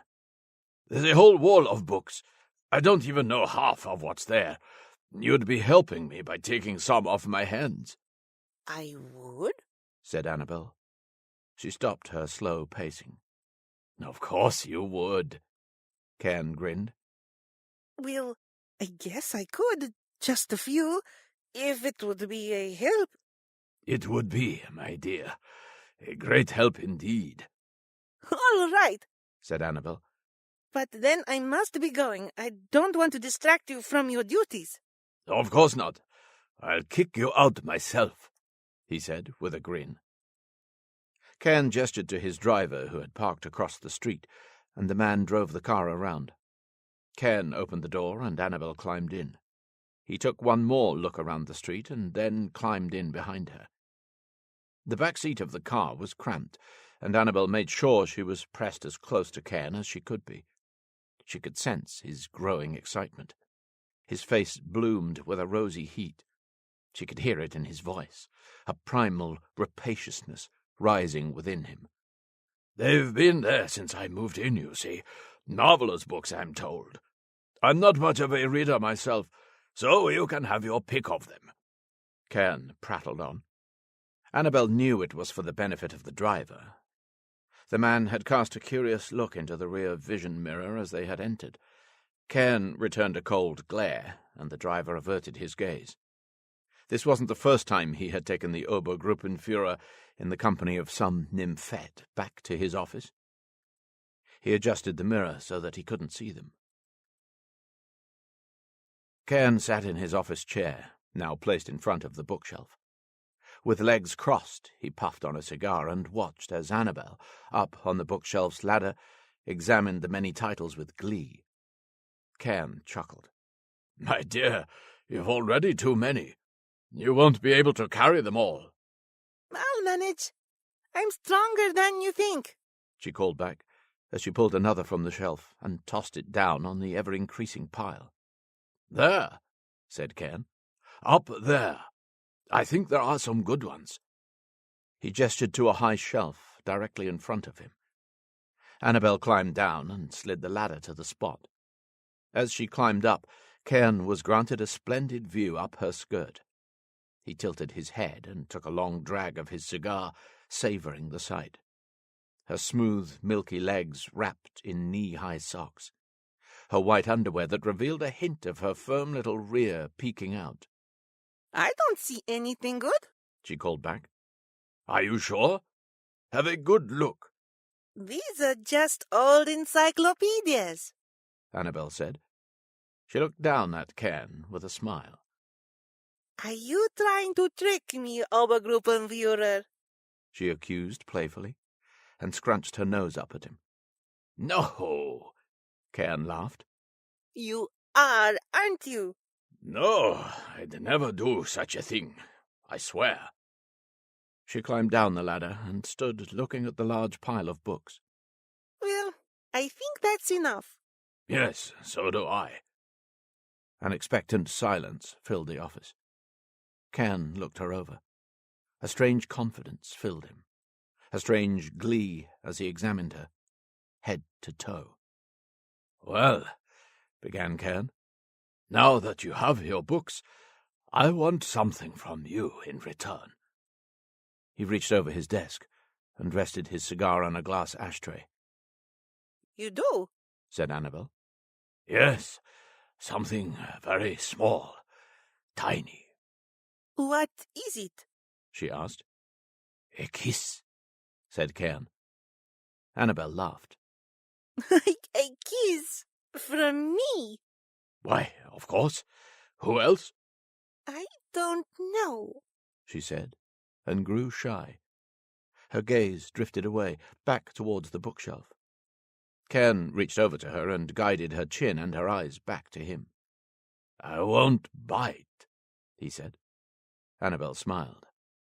I know that, she said. Kern took her hand and pulled her towards him. She stood tense and still. Kern guided her once more. He lifted her up and sat her on his lap. With her on his knee, the bear of a man dwarfed her. Her feet hung above the floor. Her head was tilted down and her eyes fixed away. Annabel knew this game. She knew how to play it. She wondered if Kern knew, if he suspected anything. Or was he so possessed by his own role, his own form, that he was unable to pick up the slightest misstep by her, perhaps even the most obvious? She had been careful not to make any, not to reel him in too quickly, to keep the right amount of tension on the line, just enough to catch her prey. Kern raised her chin with his thumb and forefinger. He leaned in and kissed her. She resisted him, her mouth tightly closed, her neck and back stiffened. She even recoiled slightly. Kern wasn't discouraged. He broke away and smiled at her. She returned his smile, a smile she tried to hold back, a smile of impetuous lust. Although not the kind Kern thought, not the kind he hoped he had inspired in her, a kind he prided himself on inspiring. It was a lust entirely of Annabel's own, a lust that had grown over months, one she had waited patiently to satisfy. This was foreplay, her own particular kind. Although Kern did not realize it, he was playing his role in her game, just as she played in his. Kern kissed her again, this time more forcefully. Again she resisted, at least at first. Ever so slightly she warmed. She began to kiss him back, and her tight lips yielded. Her stiff back relaxed. To Kern and his kind, this was the exhaling of his prey. It was room for him to tighten his coils. For every inch she gave, Kern took it and forced for more. As she began to kiss him back, Kern slid his hand up the inside of her leg. Annabel tightly clamped her thighs together, resisting, just as she was supposed to. Their kissing grew increasingly fervent, yet Kern's hand remained clamped where Annabel had caught it, had allowed it. She could feel him trying to repel her grip. For as much as she gave, Kern had gobbled it up and quickly sought more. Slowly she eased, giving to him here, taking from him there. She toyed with him, teased him. It was a special kind of teasing, one that flamed his desire, his kind's predilection. He was hooked. He had swallowed the bait. Annabel wrapped her arms around his neck. She gently pulled herself into him. She relaxed her tightened thighs and freed Kern's hand. It slid up her skirt and returned a moment later with her underwear. He pulled them over her knees, her ankles, her feet. Annabel began grinding her hips into Kern. She straddled his leg, her breathing heavy, her soft, encouraging moans barely audible. Kern hurriedly fumbled with his belt. His bulging stomach made the task difficult, and Annabel was forced off his lap. She stood before him, kissing him and intentionally foiling his attempts, delaying him. She forced her hips into Kern's fat fingers, causing them to stumble their way around his belt buckle and his trousers. Kern slid his pants and briefs down to his ankles and leaned back in the chair. He pulled Annabel atop him, and she climbed up the mountain of a man. She wedged her feet either side of him, between his hips and the armrests of the chair. Kern rested his head back. His eyes closed. A grin crept across his fat, glowing face. Annabel positioned herself over him. She reached up into her hair with one hand, the other on Kern's shoulder. She removed her straight razor, hidden within her Dutch braids. Silently, Annabel unfurled the blade from its ivory handle. As she lowered herself onto an awaiting Kern, she reached across his throat. Slowly she guided herself onto him, and at the same time drew the blade across his neck. It was no quick lash, no savage whip. There was nothing hurried or clumsy about it. It was slow and it was precise. She took her time with it, just as she had with him. The razor was so sharp and her timing so perfect that in the weave of sensations Kern didn't even feel his throat open. It wasn't until the razor had reached the other side of his neck that his eyes suddenly twitched and widened. With a flick of Annabel's wrist, the steel exited his flesh and spattered a few drops of red onto the carpet. The blade had left a crimson wake, and a warm, wet wash of blood soaked Kern's chest. It made things clear to him. He knew then who she was, what she was. Annabel hurriedly climbed down and snatched up her underwear. She stepped back and slipped them back on. She was careful to get as little blood on her as possible. Her slow slice had severed the muscles in Kern's neck, and he couldn't lift his head to look at her. He didn't try to move. He didn't try to stand. He just sat, staring at the vicious little face. Of all the smiles he had seen on her, none were like this. Kern's wide eyes glared at her. They blazed at her as they crested over his round cheeks, cheeks absent of their usual rosy hue, cheeks that were now a pale grey. He gurgled something incoherent. Crimson bubbles trickled from his lips. Annabel held his gaze. She looked back into Kern's glassy eyes as they grew more and more vacant. She paced, Kern's eyes following her as far as they could as she stalked behind him. She leaned into his ear. I'm sorry to disappoint you, Albert, but today wasn't the day you took my innocence. It wasn't today that you stole my childhood. You and your kind defiled me long ago, a day long before this one. But now we are even, you and I. You, I, Mama, and Papa. She kissed his forehead, turned, and made for the door. As Annabel left the room, she heard Kern's laboured breathing slow to a death rattle, and just before she closed it with a clunk, his breathing stopped. 8. Voigt stood looking over Kern's corpse. The giant man's grey eyes were frozen open, fixed up at the ceiling. A tide of drying blood flaked from his skin, neck to navel. Voigt noted that there were no signs of a struggle, no scratches or abrasions, no footprints in the blood. If not for the absence of a blade and the fact that Kern's trousers were wrapped around his feet, it looked as though he had simply sat down and cut his own throat. Another officer stood next to Voigt. Former SS Gruppenführer Heinrich Belz, recently promoted to Obergruppenführer.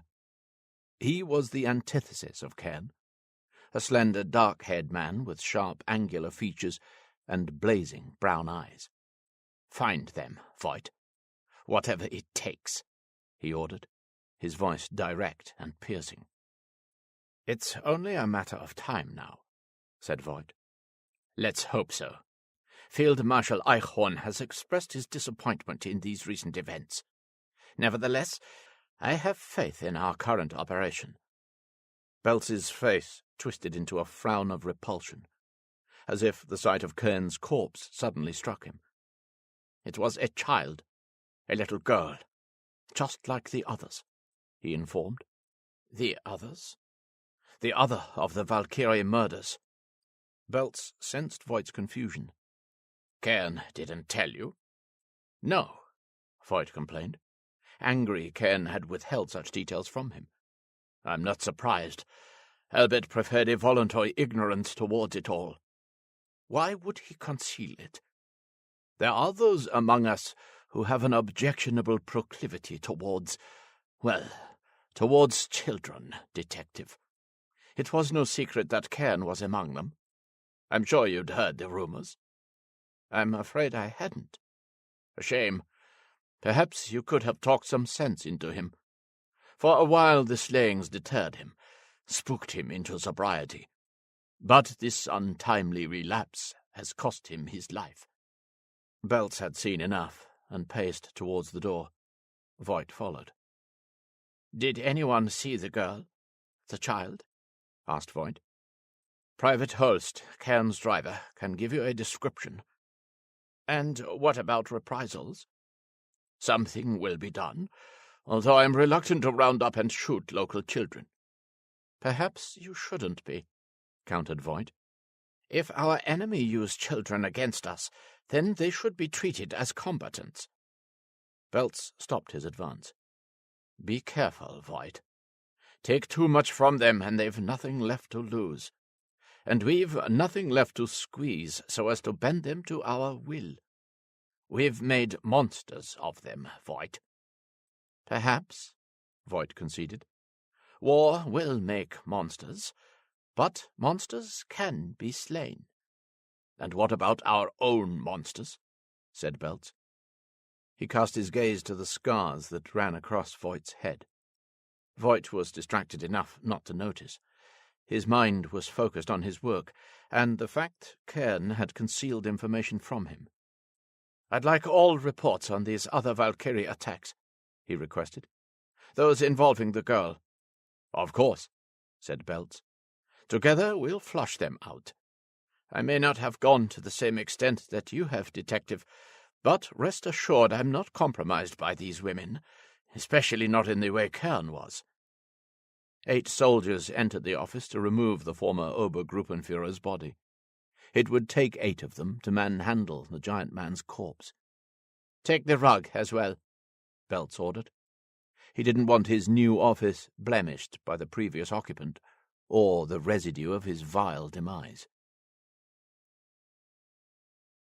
Annabel stood waiting in the dark. Her back leant against the door to the small apartment in which she spent nights with Jacob. The muffled sounds of voices and a distant barking dog echoed up the shaded stairwell in front of her. Parts of the building were collapsed. They exposed the outside night and allowed the cool breeze to swirl through the halls.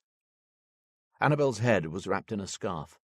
It kept her face drenched in shadow and hid her golden hair. She held a plain brown coat tightly around her. It was an old drab thing meant to meld into the gloom of Kiev's streets. It was Sunday night, and Annabel was waiting for Jacob to arrive. She checked the time. He was late. She grew increasingly impatient. He had not shown up the previous night. It was the first time since they had started meeting that he had failed to do so, and, judging by his tardiness tonight, this may be the second. Annabel had kept off the streets since slaying the big fish. She wasn't sure who had seen her. Someone might have seen her get into the car with Kern or leave his office building. For the past week she had stayed within St. Andrew's lower cloister. Erika and Valia had gone for food and kept her company. They, too, had kept a low profile.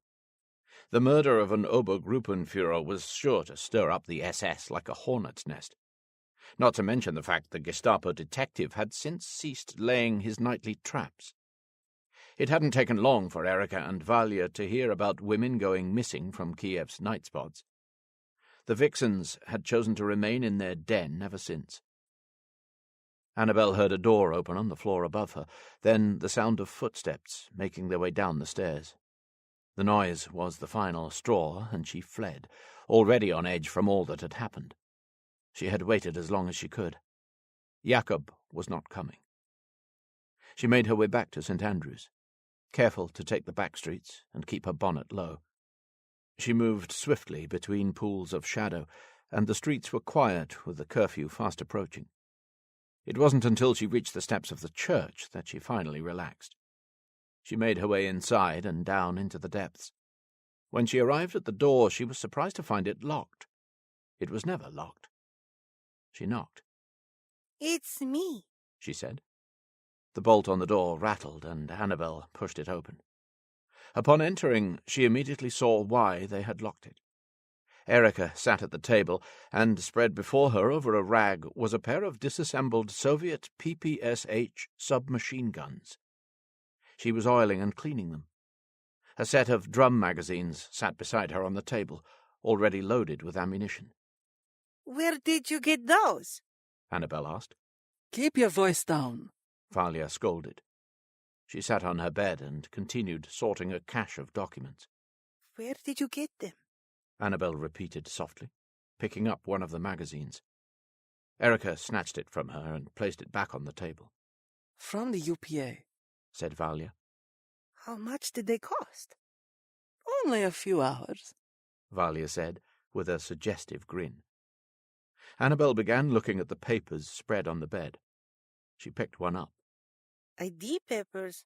Anna Maslanka. Sounds Polish. She is, grumbled Valia, and took the papers off her. Annabel sat on the bed next to her and collapsed dramatically on her back, annoyed at Erika and Valia. She let out a long sigh. What's the matter? asked Valia. Nothing. Annabel griped. Sure doesn't seem like it. You've been in a foul mood since last night. Annabel didn't reply. So tomorrow is the big night? She said, changing the subject. It is. And what am I supposed to do again? Nothing. You wait here for us. Prepare our things. We'll be leaving straight away. The UPA has arranged transport for the three of us to Odessa. Odessa? Annabel exclaimed and sat up.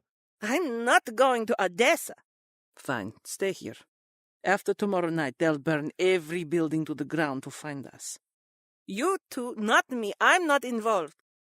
They want all three of us, Valia said. Your big fish has stirred them up like never before. And after tomorrow night, God only knows what they'll do.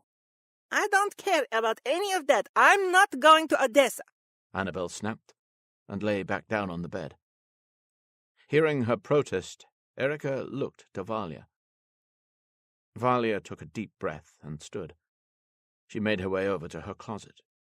She rifled through her things and found something. As she sat back down on the bed, she tossed it to Annabel. What's that? Annabel asked, her hand seeking it out.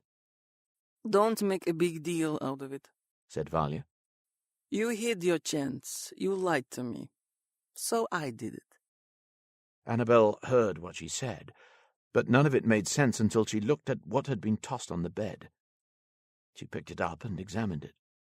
It was something she had seen before, something she recognized, something she knew intimately. Where did you get this?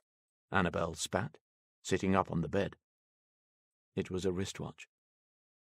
Jakob's wristwatch. You know where I got it. What did you do? Annabel demanded, her voice trembling. What you couldn't. What needed to be done. Annabel stood, and with a fierce strike she slapped Valia. Valia didn't expect it, and her head whipped to the side. The sound of Erika preparing the weapons ceased, and a pregnant silence filled the room. Valia slowly turned back towards Annabel. She looked up at her.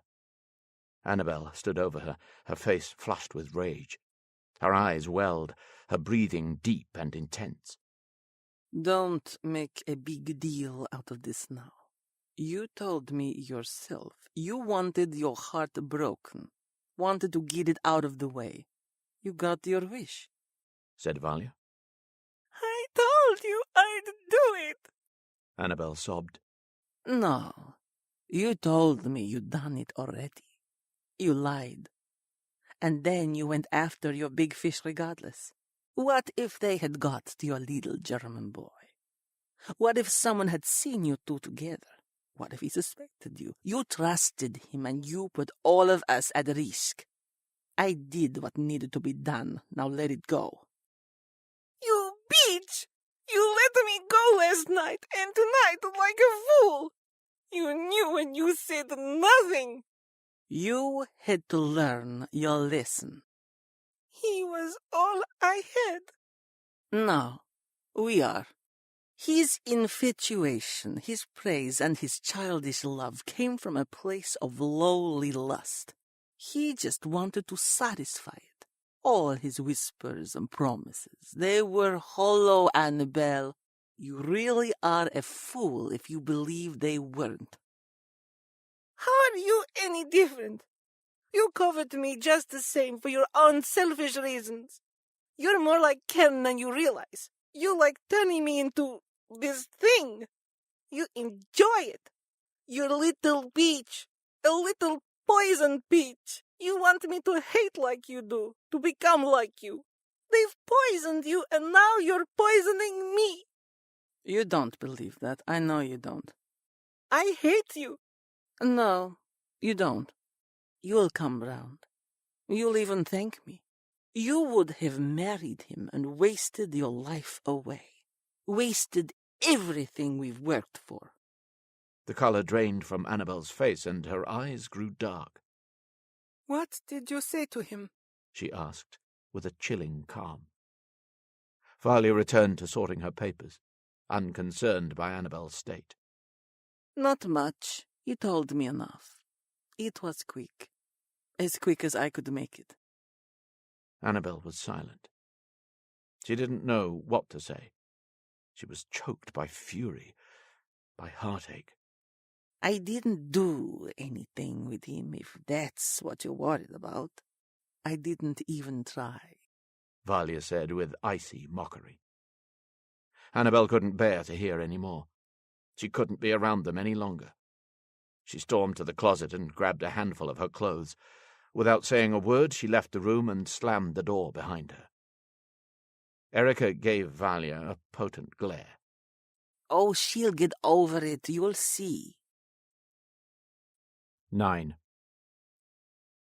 Valia and Erika stalked down a dark alley, their bodies wrapped in thick coats, their feet soft on the stone. Once more they were on the hunt, and their bodies thrummed with a predatory zeal, an anticipation for what was to come. They had been so long in hiding that they now revelled in the freedom. The taste of vengeance was on their lips, and it consumed their every thought, heightened their every sense. They reached a wooden door. Valia knocked upon it. A soft rattle. One that someone was waiting for. The sound of a latch followed, then the creak of the door and a beam of amber light. Quickly, inside, ordered the voice of a woman. Valia and Erika obeyed. They slid through the half-open door, and it closed sharply behind them.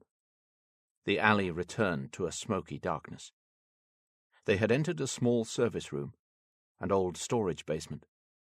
Pipes ran down the walls, and a large steel drain sat in the middle of the concrete floor. It was dully lit by an oil lamp. Its flames danced in the gloom, casting long shadows on the walls. Are they here? Asked Valia, as she took off her heavy coat. Yes, the same as every Monday, I told you, grumbled the young, dark-haired woman. She had been waiting impatiently for them. They're officers, all of them. Yes, Mondays are the officers, every Monday. How long until they change? The first lot just arrived. You'll have time, don't worry. Do you, have the papers? Is everything arranged? She fidgeted with the hem of her dress. Valia removed the parts of a submachine gun from her coat and handed them to Erika. She began to assemble it. Good Lord, said the anxious woman, as she lay eyes on the weapon. Valia rifled through her coat pockets once more. Here. Valia removed an envelope and handed it to her. It's all there. ID papers, transit documents. Follow the instructions inside and you'll be fine. The woman opened it and gave the papers a once-over. She sighed with relief. Thank you, she murmured. Overcome. Okay, she said, and calmed herself. Go through this door and up the stairs. The door at the top leads to the main hallway. That's where they are, every room. She pointed, her hand quivering. Erika cocked the weapon. The metallic action cut the quiet of the small room. The woman's eyes fixed on the submachine gun once more. What about the others? The other women? She stammered. Best not to think about it, said Valia. Erika handed her the weapon and began assembling her own. "Time to go," Valya said. She grabbed the woman's coat that hung behind the door. She held it open for her. The woman stood for a moment, looking at Valya. She pushed the hesitation from her mind and slid her arms into the coat. She wrapped it around herself. Valya opened the door, and the woman slipped into the alley and disappeared into the darkness. Valya shut and locked the door as Erika finished assembling the second PPSH and cocked it. The time had come for their long kiss goodbye. A goodbye to Kiev. Erika cracked the door that led to the building's stairwell. The sound of shuffling feet and muffled voices echoed down the stairs. She slowly eased the door wider, and the two began stalking up the dark stairwell. Erika led the way, her feet soft on the wood, her eyes fixed on the glowing doorsill at the top of the stairs. They reached the door. Again they cracked it a few inches and surveyed beyond. On the other side was a long hallway. It was well lit with oil lamps mounted on the walls. 4 doors ran down each side, and at the other end was another staircase, one that led down to the small lobby and the front of the building. The muffled voices coming from the rooms were woven with the sounds of love-making and squeaking mattresses.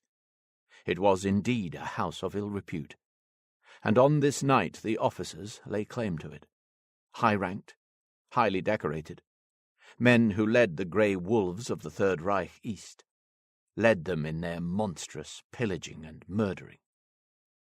Erika and Valya entered the hallway, leaving the door behind them open.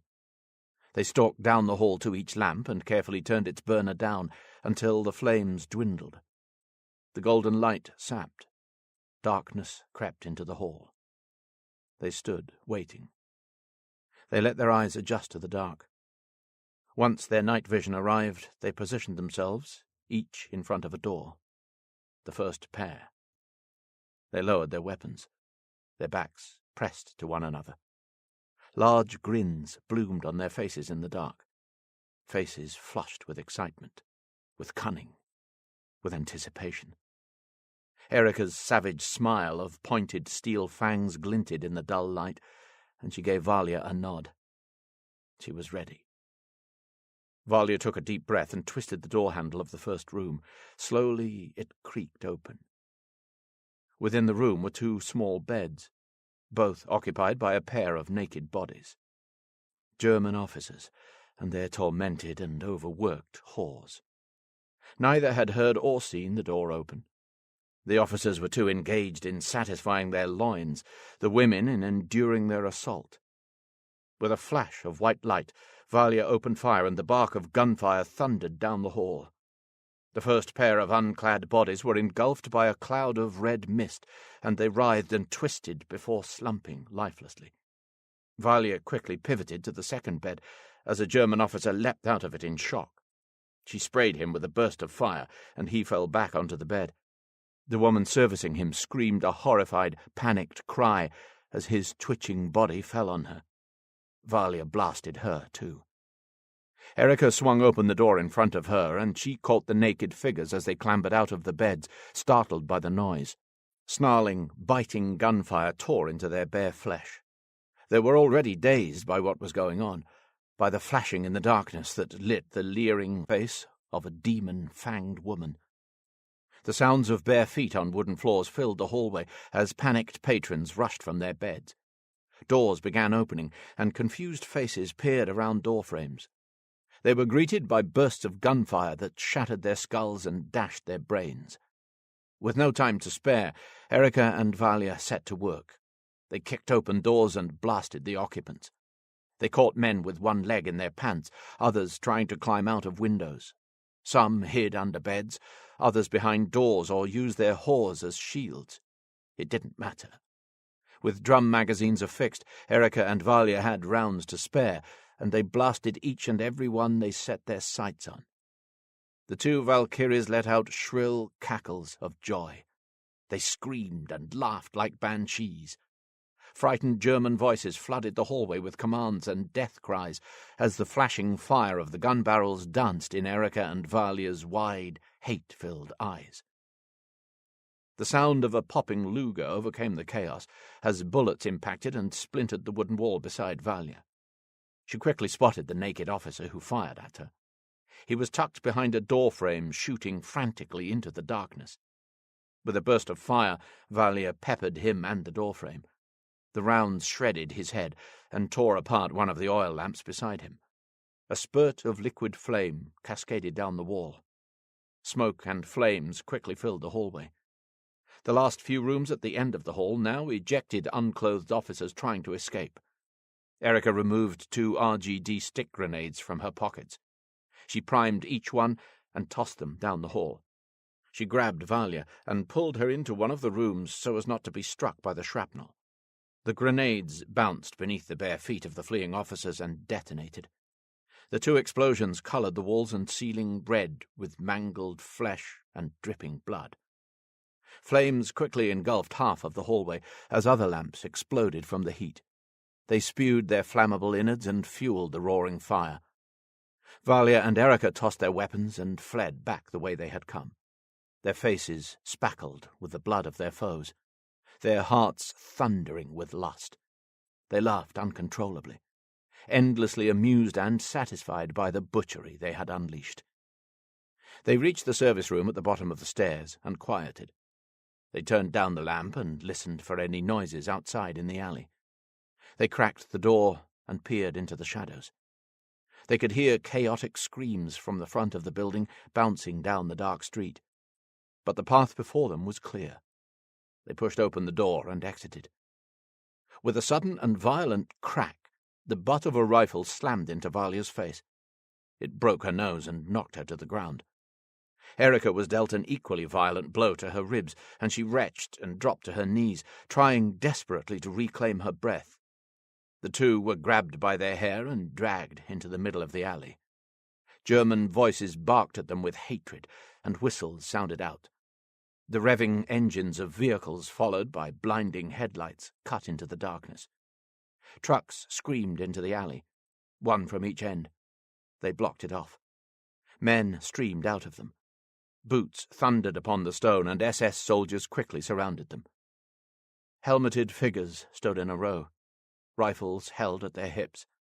A synchronized chaos raged at one end of the alley as the bordello was consumed by flames and the buildings around it were evacuated. Valia and Erika kneeled on the cold stone. They tried to gather their senses, their minds still reeling from the sudden turn of fate. They tried to see through the blinding vehicle lights. They expected a hail of gunfire at any moment, a command to fire, their execution. None came. There was only silence. The door to one of the trucks creaked open, and a pair of boots touched down on the stone. "Turn down the lights," a voice commanded. The trucks dimmed their headlights. As the white light faded, the glow of fire filled its stead and gave the alley a hellish hue, a hellish sheen of dancing amber light and smoky shadows that silhouetted the statue-like soldiers. The pacing boots approached, closer and closer. A figure slipped through the ring of SS and made for Erika. She sat slumped, her dark hair draped over her face. "Good evening, Mrs. Brodzik," said Voigt. He forcefully grabbed her chin and raised her head. Her hair cleared her face, and he looked her over. Erika stared up at him, a vicious hate in her eyes. "Come now. Let me see that pretty smile of yours." She lurched like a striking cobra and sank her cold fangs into Voigt's hand. He let out a groan and tried to pull his hand free. He only aided her in driving the pointed dentures deeper. She felt them grind against bone before one of the SS put a swift boot in her stomach. Like a punished hound, she released him and recoiled. Voigt pulled a white handkerchief from his pocket and wrapped his bleeding hand. "I suppose I should have expected as much." He cast his gaze to the tangle of red hair beside Erika. "And what of your fellow harlot here, What is her name?" Voigt drew his Luger. He squatted before her. With the barrel of his pistol, he slowly parted her hair. A set of smouldering green eyes met his. "Valia Raskova, I presume." She tried to hide her surprise, her mangled nose and the lines of streaking blood helping in concealing her emotion. "Quite a mess you've made here tonight, the two of you," Voigt said, as he looked to the flaming building. "I suppose you're quite proud." He stood. "Well, I'm sorry to be the bearer of bad news," he began.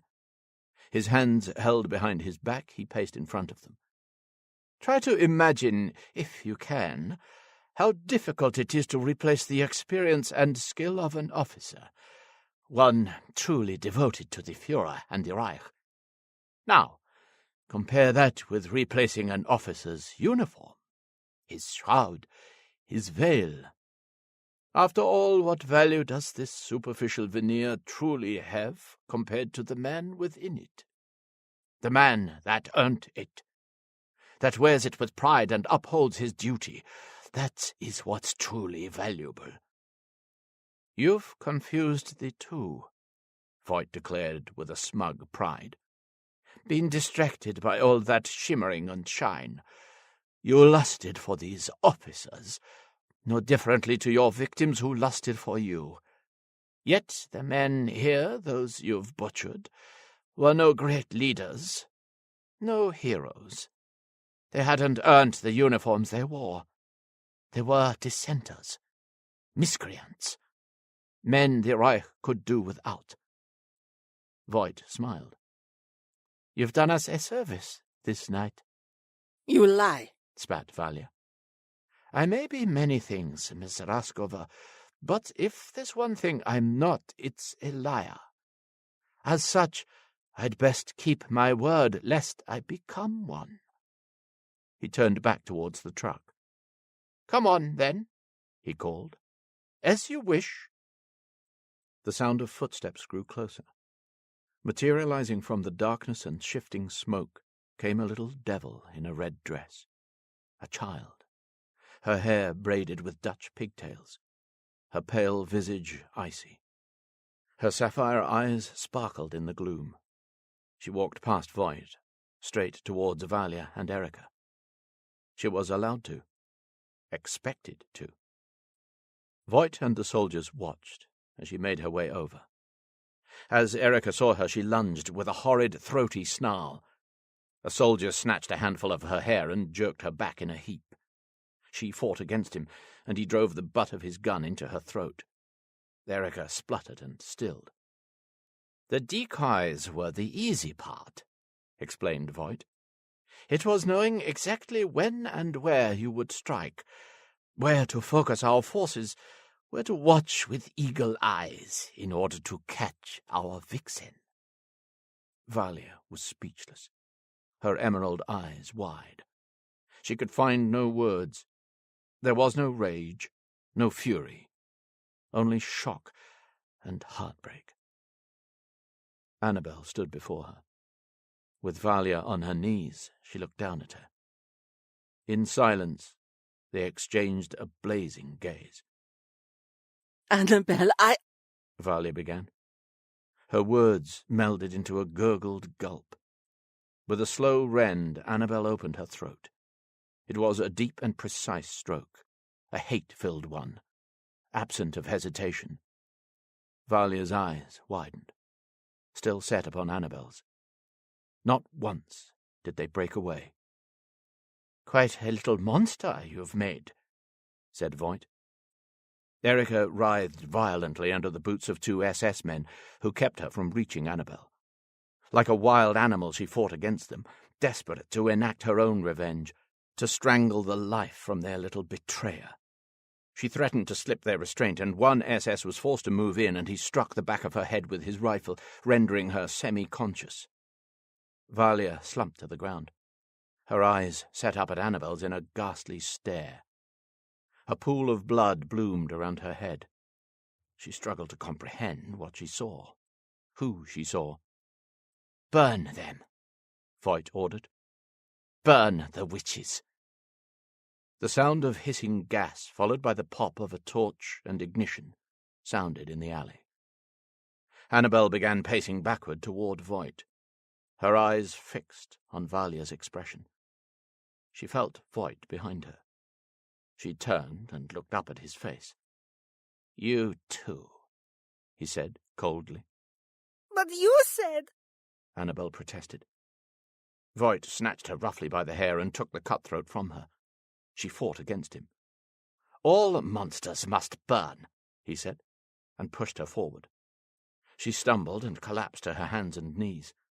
A soldier hurried forward and dragged Annabel by her hair, dumped her atop a dying Valia. Tears streaked her rosy face. "You'll burn too," she said. "You'll all burn." The two soldiers lifted their boots from Erika's back and moved off. Erika lifted her head from the stone, and her groggy vision crisped in time to see a jet of flame spear towards her. The flames engulfed them. The liquid fire swirled and licked, blackening the stone around the three. The women became black figures, shadows within a swirling cloud of fire. The scent of burning flesh and hair filled the noses of Voigt and the SS who watched on. Erika writhed, rolling in agony. Valia lay lifeless. Annabel stood motionless, an ebony figure amongst the maelstrom of flame. A vile howl of agony and laughter echoed down the alley. A banshee cry. It escaped from the little lungs of a monster. It was the cry of a Valkyrie.